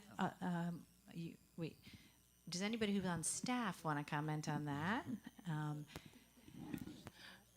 Absolutely. There's no problem in having some type of exit survey. I think the department would be willing to do that. It can be as simple as, it could be electronic, it could go right on the phone, it could be some type of survey that's just sent out with, basic questions to determine their satisfaction. We can set up a kiosk and create a Google form and a quick survey, so we're collecting it in the moment and have that data readily available. Well, we will leave it to you to figure out the details. So now, board colleagues, I need to tell you that we have used significantly more time for this discussion than we had originally intended to. It's a very important topic. We can continue the discussion if we feel it's appropriate. I need to get a feel from you all about what you want to do right now. Every person has asked one question, And here we are, a half an hour approximately of discussion. So what do you all want to do? Do we want to continue this discussion, or are we ready to move on to something else?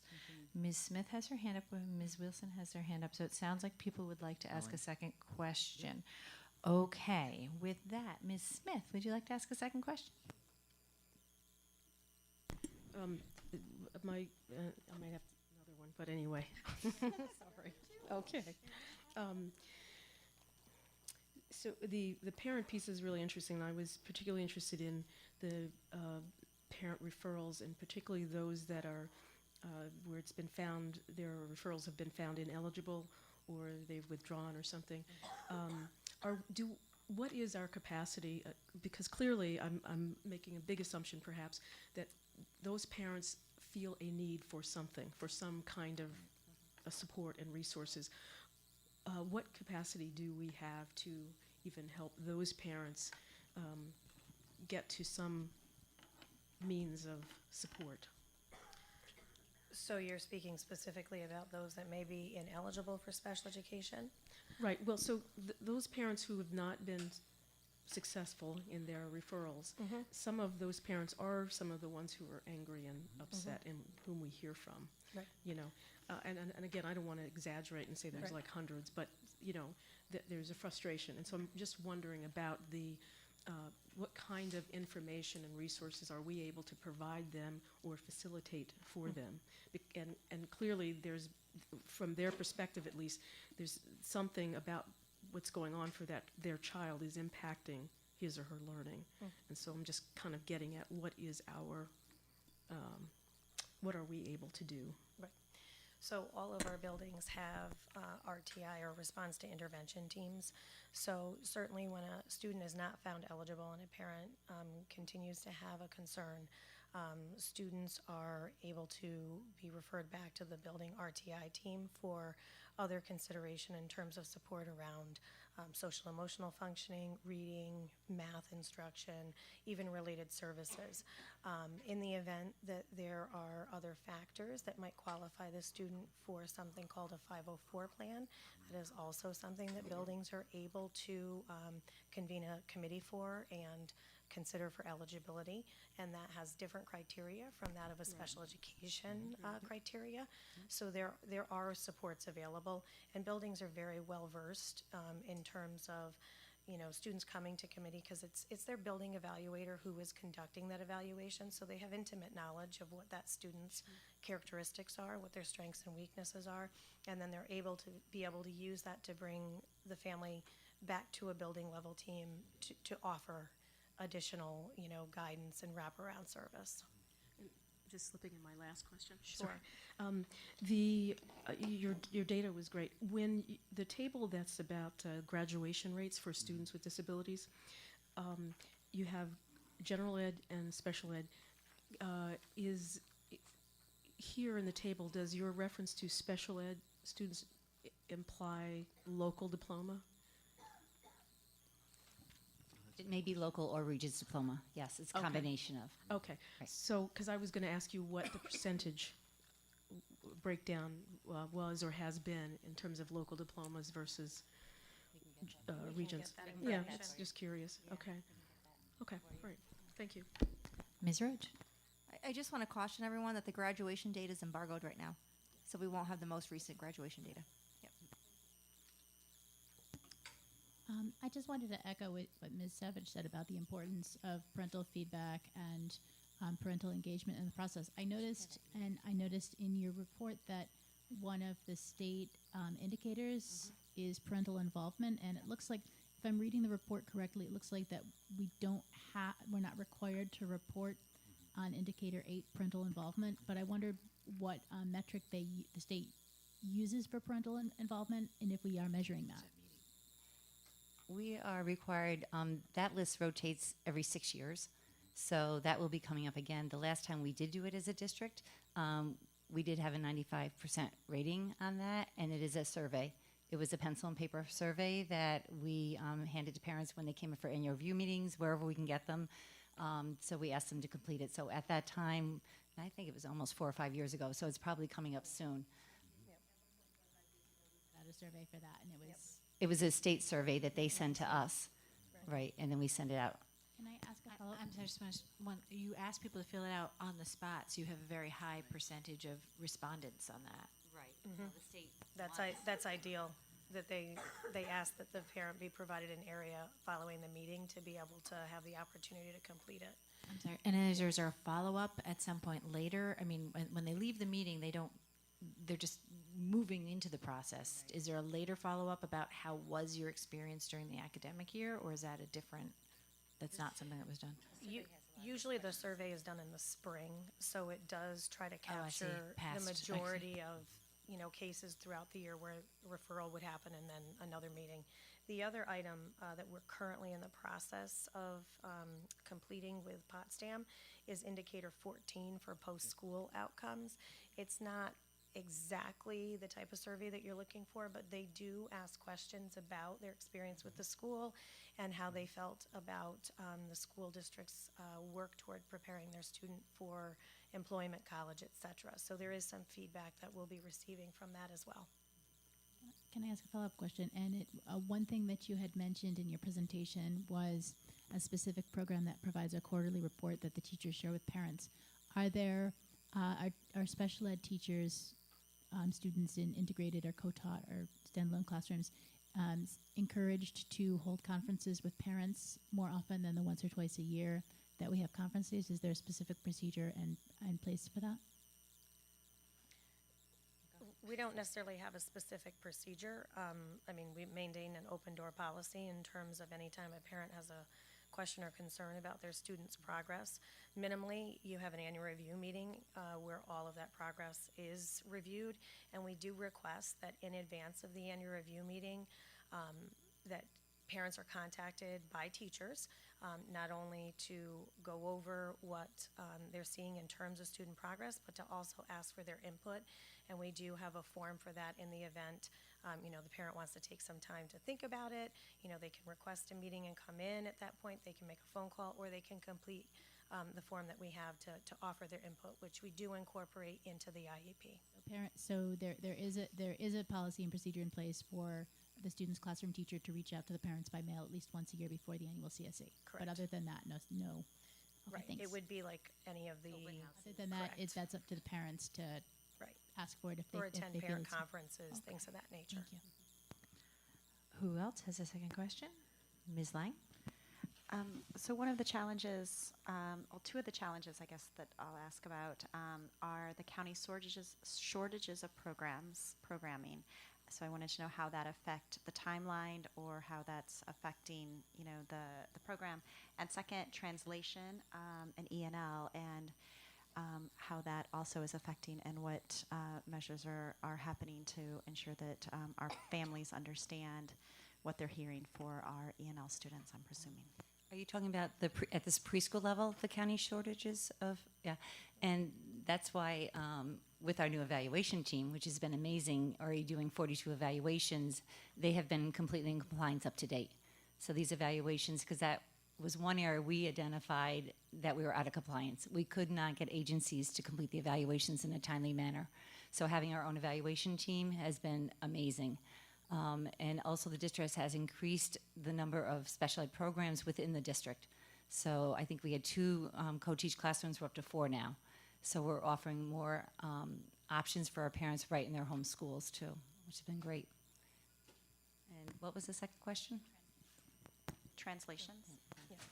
So we were able to add a bilingual school psychologist to our psychology department this year, and so that has been tremendously helpful and beneficial to our families in terms of initial evaluations and reevaluations.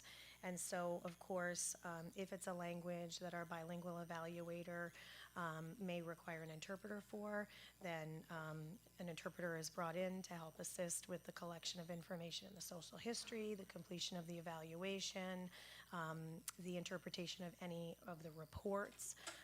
She does a great job of sitting down and having face-to-face meetings with families afterwards with the interpreter and at the CSE meeting to ensure that they understand all the information that's contained in documents.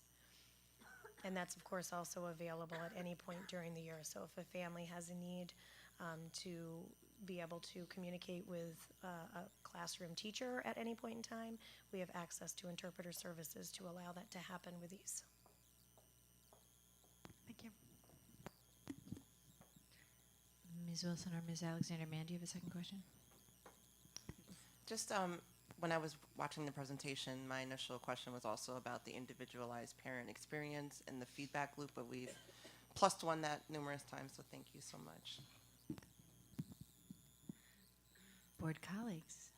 Oh, Ms. Krejci, Ms. Roach has a hand up. One last question. I just had a quick question, and it's something that maybe as a board member I should know, but I noted I'm aware that if parents aren't happy with the special ed placement or the special ed procedure, they can request a due process hearing. And I wondered, are we keeping statistics on how many due process hearings we have from year to year, kind of as a one standard of how, and how many of them, and what are the results of those due process hearings? We try to avoid due process hearings, so we would ask that we come back to the Committee on Special Education and really try to find a win-win for everyone. So last year, I think we had one due process hearing. Did we go? It didn't a request for, but we were able to go to mediation and have conversations with the parents prior to doing an actual impartial hearing. Okay. Ms. Lang has one more question. You're never leaving. Sorry. I know, sorry. This is the last one, I promise. So 504s, I know that 504s are under each building. Is there data of how many 504s per each building? So how is that something part of IEP? Yeah, right. We have that data. I'm just looking at 504s versus IEPs because I know that some parents want an IEP, they have a 504, they're happy with it, or they want more, however it's going. So I was just wondering if 504s We'd could be happy included. to send you the data on the number of 504s within each building. That'd be wonderful. Thank you so much. In an ideal world, that would also be correlated to the number of students in that building, so we could see it as a percentage instead of just as a raw number, because otherwise it's very confusing because the schools are so different in size. Anyone else, or are we going to allow the ladies to leave the table? Okay. Thank you so much for Thank you. answering all of our questions. Okay, that brings us now to the ESSA overview topic.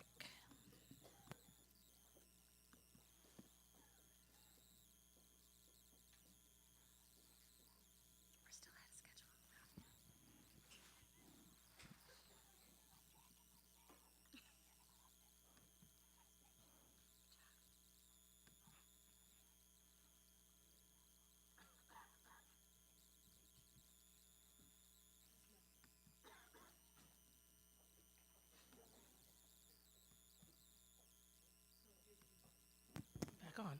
Good evening, Madam President, members of the board. Tonight's information is just an overview information, just to refresh your memories about ESSA and what it is, the Every Student Succeeds Act, and how it outlines how states can use federal money to support public schools. We want to make sure that we're always in alignment with our own vision and mission statement and our goals. And one of the things that within ESSA that we are able to talk about is, why does ESSA matter? And so when we look at the definition from our State Department with regard to the ESSA plan from the New York State Education Department, we see why it matters in their words. But I'd like to just kind of reiterate that fundamentally ESSA is about creating a set of strategies that promote educational equity, and by providing support to districts and schools so that all of our students are able to succeed.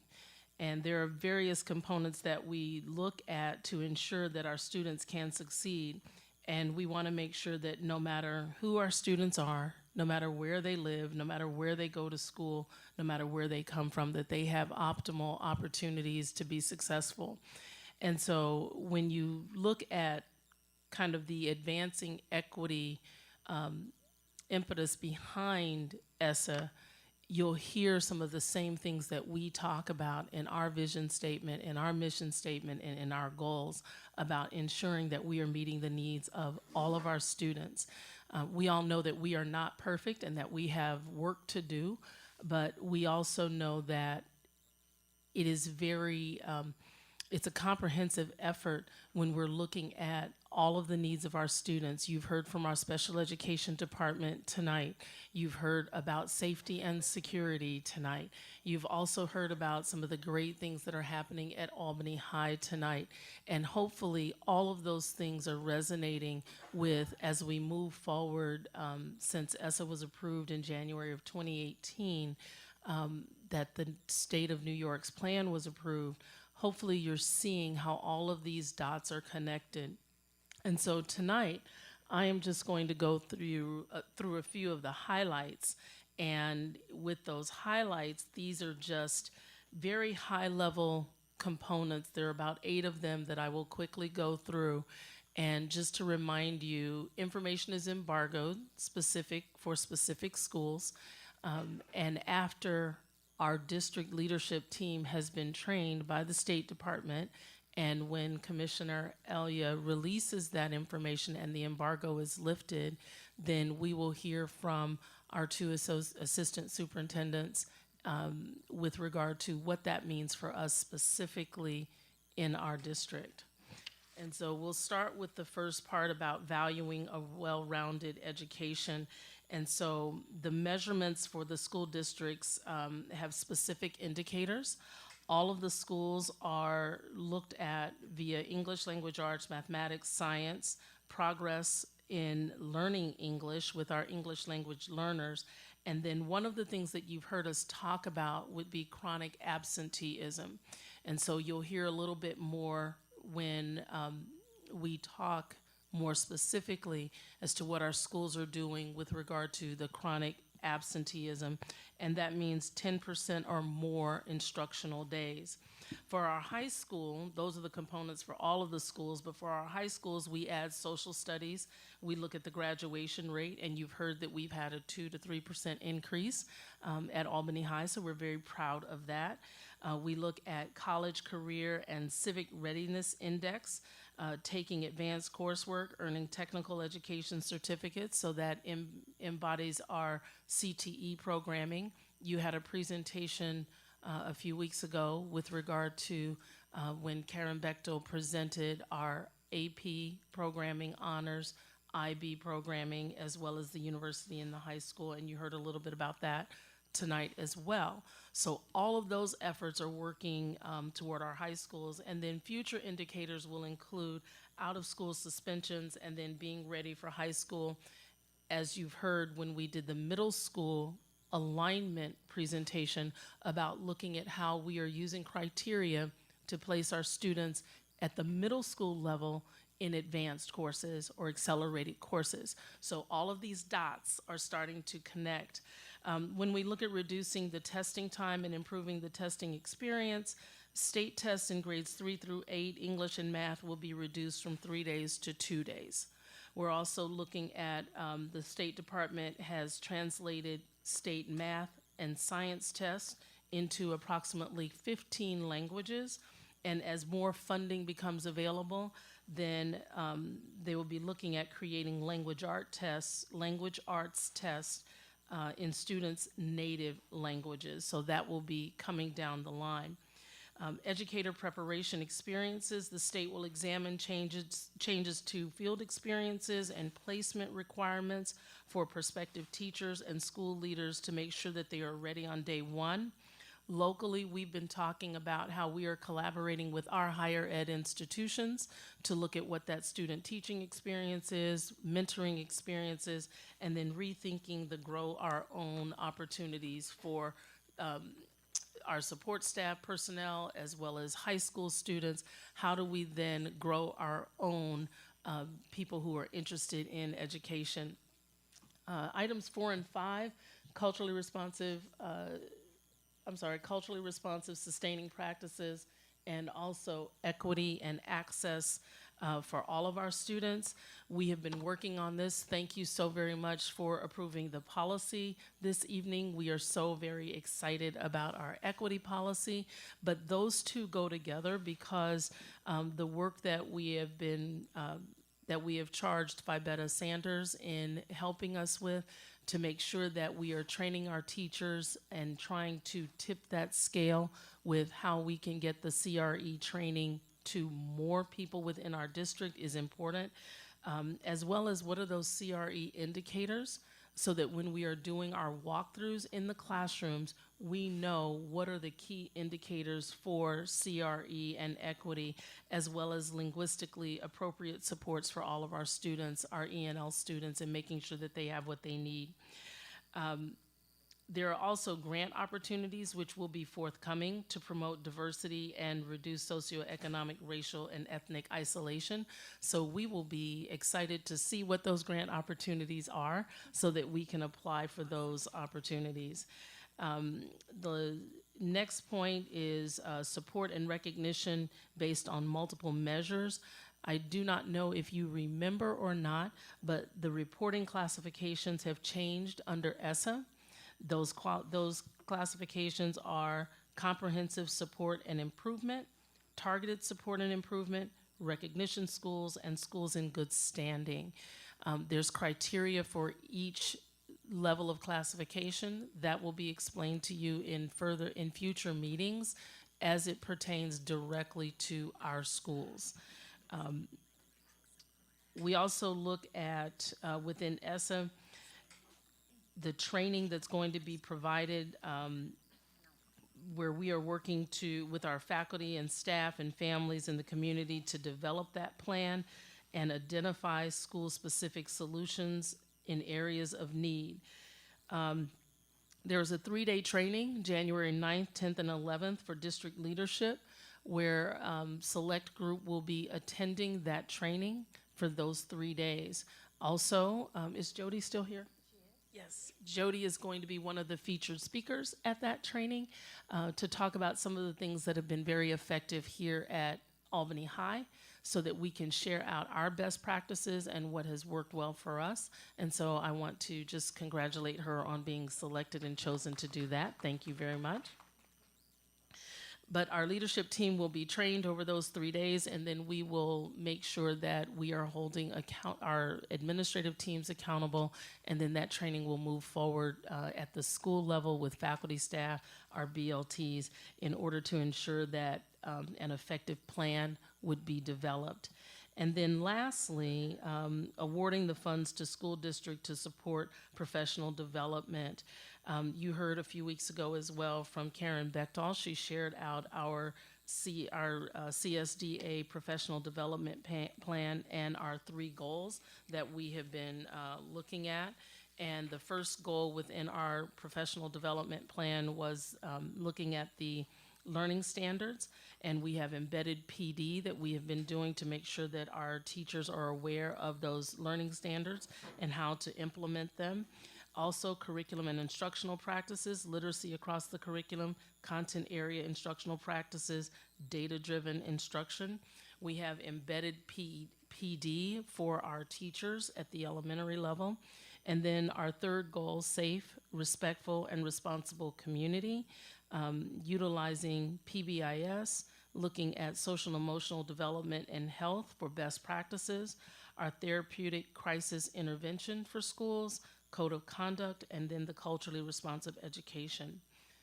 Finally, the New York State Department of Education has updated the ESSA website with additional resources for families, educators, and board members, and the links are provided.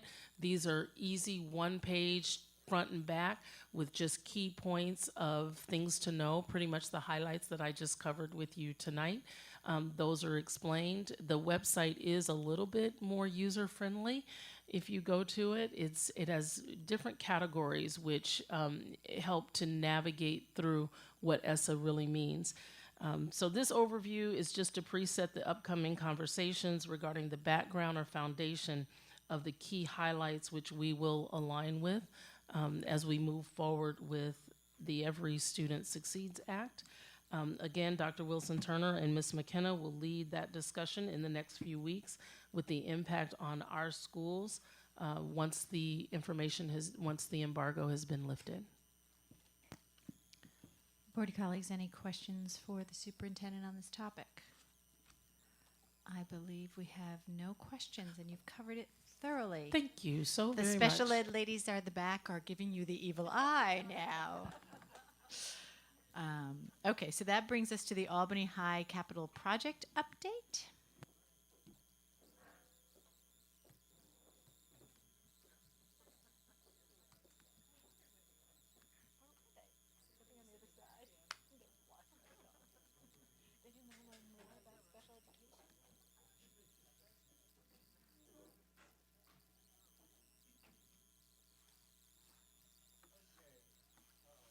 Lost it. Okay, our next presentation is just an update on the Albany High School construction project. This evening, we're going to have Rich Peckham of CS Arch and Scott DePhillips of Turner Construction move us through the presentation. All right, good evening, everybody. Thanks for having us. So tonight we'll just quickly go through the construction update of where we stand. Luckily, we've got a bunch of really good things to report. The last few times I've been here have been all bad news. So tonight I come bearing lots of good news. So any bad news I'll leave to my counterpart, Mr. Peckham. So we affectionately call Area 7-8 is the new addition. That's a large addition you see going out back. It's hard to miss that daunting tower crane. That crane has been working feverishly over the last couple months, and currently most of the steel for Area 8 is about Area 8 is about 75-80% complete, and then Area 7, which is what you see happening right now, is about 40-50% complete. All of the foundations are finally complete, so we're out of the ground without any further travesties. The steel erection started on November 1st. And the roof in that same area is now actually installed. So you see the house wrap, or the big plastic wrap that's on the outside of the building. The roof is on. There's heat going in there. So today was actually a big milestone day for us. The second floor of Area 8 concrete was installed. If you see guys in the building tonight, that's where they're there for a reason. They're actually still working that concrete. They'll probably be here till probably 3, 4 in the morning finishing up that concrete. But that's a huge milestone for us. Next week we'll pour the third floor in that area, and then the following week we'll pour the first floor in that area. What that does for us is that gets all the fit out trades, that gets the mechanical guys, the electricians, the plumbers back to work in the real production stages. So if you take the overall project at this point, we're on the books for about 50% or so complete. Construction-wise, we're just over 40% complete. And when I spoke to you folks not too long ago, especially facilities, about that budget transfer, the big thing is where we're at with the money. Our contingency rate now is right in line with our construction completion. So the money's good, the schedule's good. We anticipate a early 2020 delivery back to the students here at the high school without any unforeseen circumstances. With that, the rubber gym, the work is ongoing there. Those folks are there tonight working. They work a second shift, and the abatement now is completed in the rubber gym. So all of the mercury is out of the area that we need to get the steel out of the way. They'll finish up the next couple days. The shoring contractor will get himself in there next week, and the steel workers will be right behind them, taking care of that deteriorated steel on that portion of the building. That is kind of the other big hurdle we've been working through. Luckily, the weather's been fairly cooperative. While cold and windy, we've been able to at least get through the exterior work we needed on the rubber gym, and we should have that completed by the end of February. So with that, the Area 7 steel completes the end of this month. Like I said, the concrete will finish up in the Area 8 at the end of this month. Area 7, we anticipate concrete completion in the end of February, and the fit out is underway. Our only real concerns right now are kind of any other areas. We have the connection that we have to make in April from your new addition to your other new addition on the other side of Washington Avenue. We have some demolition to do in there, so there may be a few places what we haven't seen yet that there might be some additional deteriorated steel, but nothing to the level that we've encountered thus far. And if anybody has a magic globe that tells us what the weather's going to do, that's probably the only thing right now that we're really concerned about. Is anytime we hit 30 miles an hour wind, the crane shuts down. Snow certainly slows people down from working outside. But outside of that, we're moving right along. Some cool, fun photos. That's your Area 8 new addition under plastic wrap and heat, the Area 7, and then the large stair towers that will serve 2 out of the 4 stair towers are complete at this point, which again was one of the things we asked you to approve, was working through the winter, and that's what those folks are doing. So those masons were able to tent themselves in, install those stair towers, take the tents down, and move to another location to keep working so that we can get students in here. So overall, again, classroom schedule, we anticipate an occupancy early 2020. Barring any further delays, we don't see any reason why now that we're inside the building and we can control our own destiny, why we wouldn't hit those dates. The phase 2 is the art and music classroom edition. That is currently we're working on the front end documentation. We'll go out to bid, and we anticipate taking bids this spring and starting in late spring, early summer with that edition. That's the one that goes on Washington Avenue. And then phase 3, the media center, really the front facade, the streetscape of the new Albany High will start the following year, and then ultimately phase 4. So with that, I'll turn it over to Rich to kind of bring you up to speed of where we're at with the program. Thanks, Scott. Just starting off, kind of orienting people, this is what phase 1 will be like when it's completed. The 3-story addition in we call it the back of the building that Scott's been referring to as areas 7 and 8 is the main part of phase 1. And then the central plant, so we have heat and air conditioning for the new addition, is the other key element of that phase.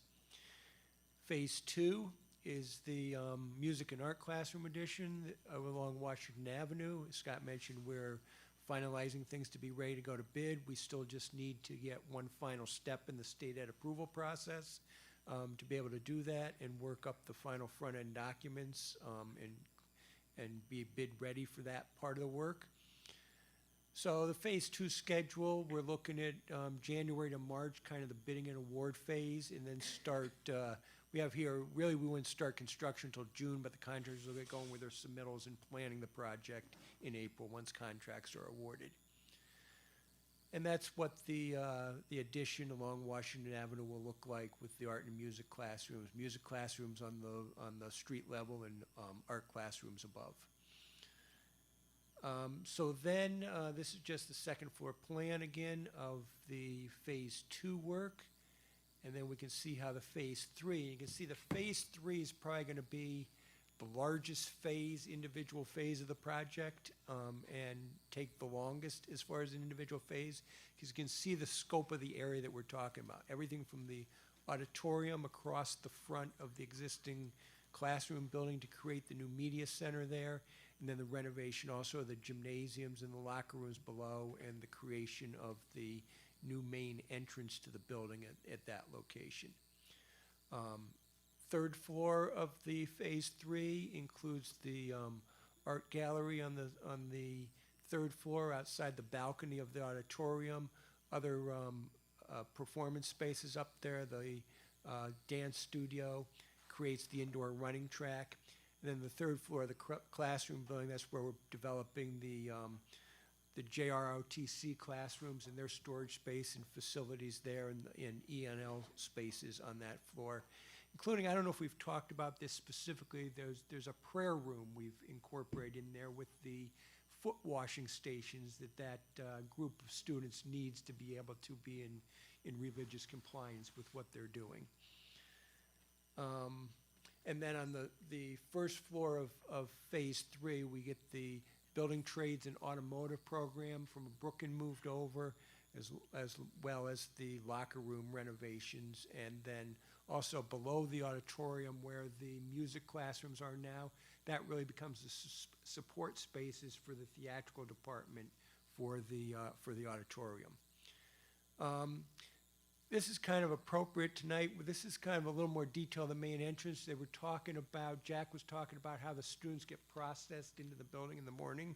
So instead of setting up temporary metal detectors and tables to clear that, we've designed the front entrance to the building to have two basically fixed metal detectors and tables where they can have the bag check and everything and scan their ID badges and everything. So hopefully that'll help make the process go through there smoother in the morning.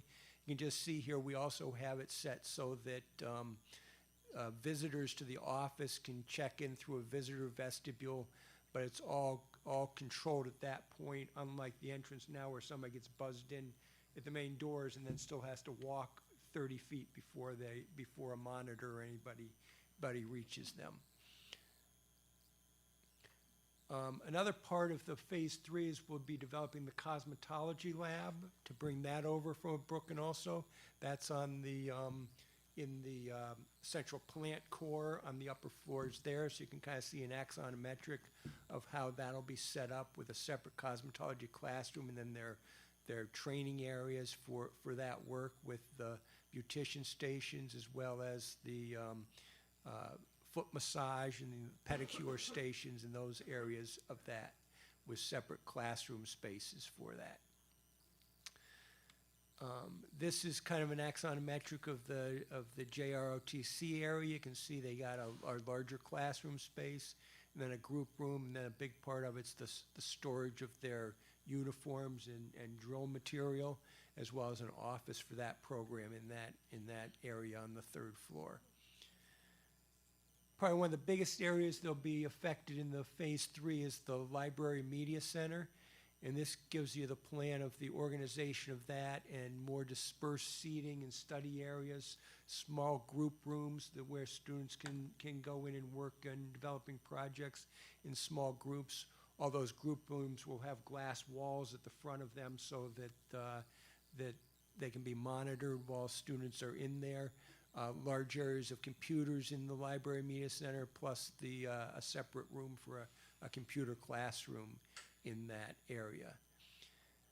Again, an axonometric of what that's going to look like. Kind of different spaces are kind of separated with the stack areas with the books, but as people know, media centers are becoming much less about books and more about collaboration and computers and group work. So that's part of what we've worked out here.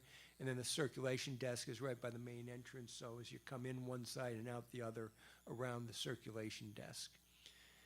One thing we're doing here that this shows is that we're actually taking part of the floor out in that area. So the main study reading group area will actually be a 2-story high space flooded with natural light in that area.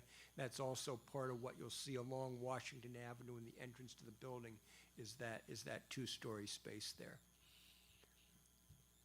And that's a perspective view of what that area will look like. Just another direction there looking out towards Washington Avenue.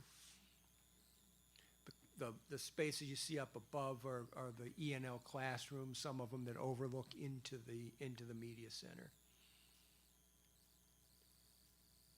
So that's just the overall first floor plan once phase 3 is done, and then moving to phase 4. Not a lot of detail on that yet, but that's where we'll finish infilling the courtyard to build the rest of the cafeteria, renovate the rest of the CTE spaces for culinary, and do the main serving kitchen for the building. Special needs on the south end of the classroom building. Then the upper floors are very similar to the classroom addition we're building now with a separate small learning community on each floor of floors 2 and 3 of this existing building that we're in now. So that kind of covers where the overall design is and where we're progressing. We've talked about some of this a little bit already. Phase 2, we're in the process of completing the bid documents that will bid and award contracts and start construction in June. Phase 3, we're continuing. Whenever we update designs, we always get back together with the staff and the administration of those areas to make sure that they're all in agreement with the direction we've taken things, so we continue to do that on phase 3. We're completing design development, so Turner will then put an estimate on that. That'll probably be in the March-April timeframe for that milestone here, and then we'll get this submitted to state ed. And we'll repeat the whole process in 2020 that we're doing this year than we did last year to bid and award phase 3. And then phase 4, we're just completing the detailed programming and schematic design, and we'll have more at a future update on where we're at with phase 4. Board colleagues, that brings us to questions. So as usual, we'll do one question at a time. If you have more than one, decide which one is the most important so we can go around. Who would like to go first? Quick thanks for the presentation. I'm really excited. I love those. I love that cutaway of the perspective of the new media center. It looks like you guys are right on track. Anyone else with a comment or question for our esteemed colleagues? I just have one quick question. I don't understand programmatically, and I'm not sure if this is really a question for you or for the principal who sits behind you. But the JROTC space, I don't really understand how that program works during the day versus after school. Is that going to be programmed all throughout the day? Is that space used all the way throughout the day? Jody, I'm really sorry, but you do need to come and It's a credit-bearing class during the day, too. So students have an actual JROTC class. And how many periods is it offered? 5. Okay. Yeah, they're really 6, though, because a lot of kids volunteer during their lunch shifts, so. Okay, thank you very much. Any other questions? I believe we've resolved the gender-neutral bathroom issue, and that's resolved throughout. And then the question I asked last time, which I assume we'll get feedback on at some point, which is the thinking about how we're going to handle the 4 academies and 3 new spaces challenge, which I expect to be a difficult one within the building. I don't know where we are on thinking about that. We obviously have a little bit of time still, but not that much time. It's a year and a little bit from now. So the third floor is designed for the science lab, so that will be innovation. And then, I don't know where it came from, but I've always been told the other academy is leadership first. So what we're going to do is get, Karen and I are going to put a committee together because there are a lot of next steps to figure out, and then what the 5th academy is going to be as well. So that should be upcoming soon. I don't think we've made a final decision on the 3rd, though. Okay, this is the first time I hearing think that any decision has been made, so that's interesting news. I think it depends. I think that's more with the designers, correct? Yeah, there was one, because the leadership, or the Innovation Academy needed more higher level science classrooms. So they're the type of science classrooms that are different design than the general science classrooms. So that was really dictated one of the floors being designed for that specific academy. And all of the science labs are always on the 3rd floor. I just need to get some point of clarification. When we originally talked about this, part of the goal was so that every academy had its own science facility, so that we would no longer have to have every child going to a different floor to do science. We haven't lost track of that. No, we haven't right? lost track. It's just a matter of the Innovation Academy has 2 more science classrooms than the other academies do. And if somebody's taking advanced chemistry or something, they may have to go take it in that academy. I understand, but that's only for the advanced classes, not for our core. No, they're all- Okay.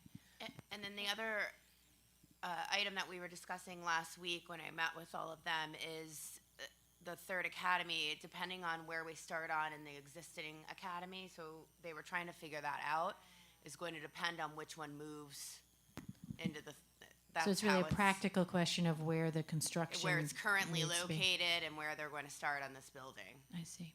Okay. Anyone else have a question or a comment or any thoughts about what we're doing?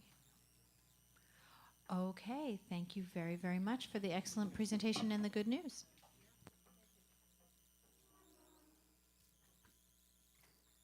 So I believe that brings us to board committee reports. Do we have any board committee reports tonight?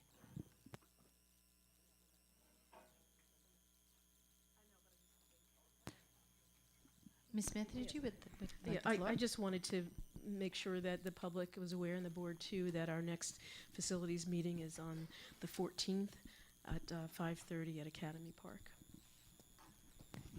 Anyone else for committee reports? Dr. Chator? Policy meets next week too. It's going to be a busy week next week. I just wanted to take a quick straw poll here. I mean, one of the things that we've noticed is, we do have a policy on file, 2342, I think, for board material, the agenda and materials for board meetings. Wait a And we- minute, I'm just going to ask you for 1 second. Hold that thought. Is there any other committee reports? Because I think that's going to be other business. Jen, do you have a committee report? Sure. The Government Relations Committee, I think, spoke about the meeting that we had with the legislators at the last meeting, and currently we may or may not have a meeting, and we have some updates that still need to be done, as inviting the assembly members to one of our budget meetings, follow up with the city meeting. I don't know if a letter follow-up went to the legislators for some of their follow-up questions as well, and whether or not we will have another meeting. Anything else from committee reports? Okay, now we will move on to other business. Dr. Chator, do you have some other business for Right. us? So, one of the things I've noticed, well, we've all have noticed, is the attendance to board meetings varies very, widely. In the last few weeks, for example, when you've done 40-some policies, it's a lot of paper that gets wasted because you print these materials, bring them to whatever schools, 10 people show up, maybe pick up a copy. I mean, everything's available on board docs. Back in the day when the policy was there was no board docs. You had to have printed copies. So, I mean, we're getting into the budget season, so this is where I would like to take a straw poll and see how many people will be interested in amending that policy. Well, the policy doesn't say the number of copies, right? So we could kind of state that if you need a copy, you can always get it on board docs. A printed copy, we can always, even today, you can go to an Academy Park or get a hard copy there. At the board meeting, we'll have like 5 copies available, 5, unless it's like the budget, where we know there's going to be a lot more people. Because I hate to see this waste of paper. Anyone want to comment on Dr. Chator's suggestion? I also hate to see the waste, but I think in light of the digital divide and people don't all have access to computers, board docs is very difficult to access from a phone or device. So I'd really prefer to have printed versions available. I think it's I important. know we will have some printed copies available. Yeah, right? I wouldn't mind cutting down on the. I think that's the suggestion Right. from Dr. So Chator. in is to fact, cut Sierra has back been keeping substantially. statistics of for the last 10 or 15 meetings. She's been keeping track of how many copies she's printed, how many have been picked up, and how many have been thrown away. Right? So we could make an intelligent guess on how many copies to keep. Ms. Wilson. I think it's a situation that warrants discussion and us to review it, because I think there's different ways to address it. Like, I don't know to what extent are we using front and back. Could we have a public consumption one that's lighter, and then if they need the whole PowerPoint, maybe email it to them? So I think there's a lot of different ways we can innovate around this, and I think we can investigate it. Yeah, most PowerPoints you could print 6 slides on a page instead of 1 slide on a page, and that would save us a bunch of time. So what I'm hearing, and let us suggest this, that we as a board would like to see less paper going in the trash, and that we trust our fair board clerk to come up with a logical way to reduce the amount of paper that gets tossed in the trash, that we are not committed to whatever the process was that she was left with from the prior board clerks, and that we would like her to propose an alternative approach of whatever she thinks makes most sense based on how much she's been seeing tossed. Is that okay? Is that where we're at? Okay, I don't think we have a formal vote on that because this is really a matter of operational procedure rather than a board policy. Are there any other matters of other business? Then I would like to entertain a motion to enter executive session for the purpose of discussing matters leading to the discipline, suspension, and or dismissal of a particular person. Ms. Alexander Mann, seconded by Ms. Roach.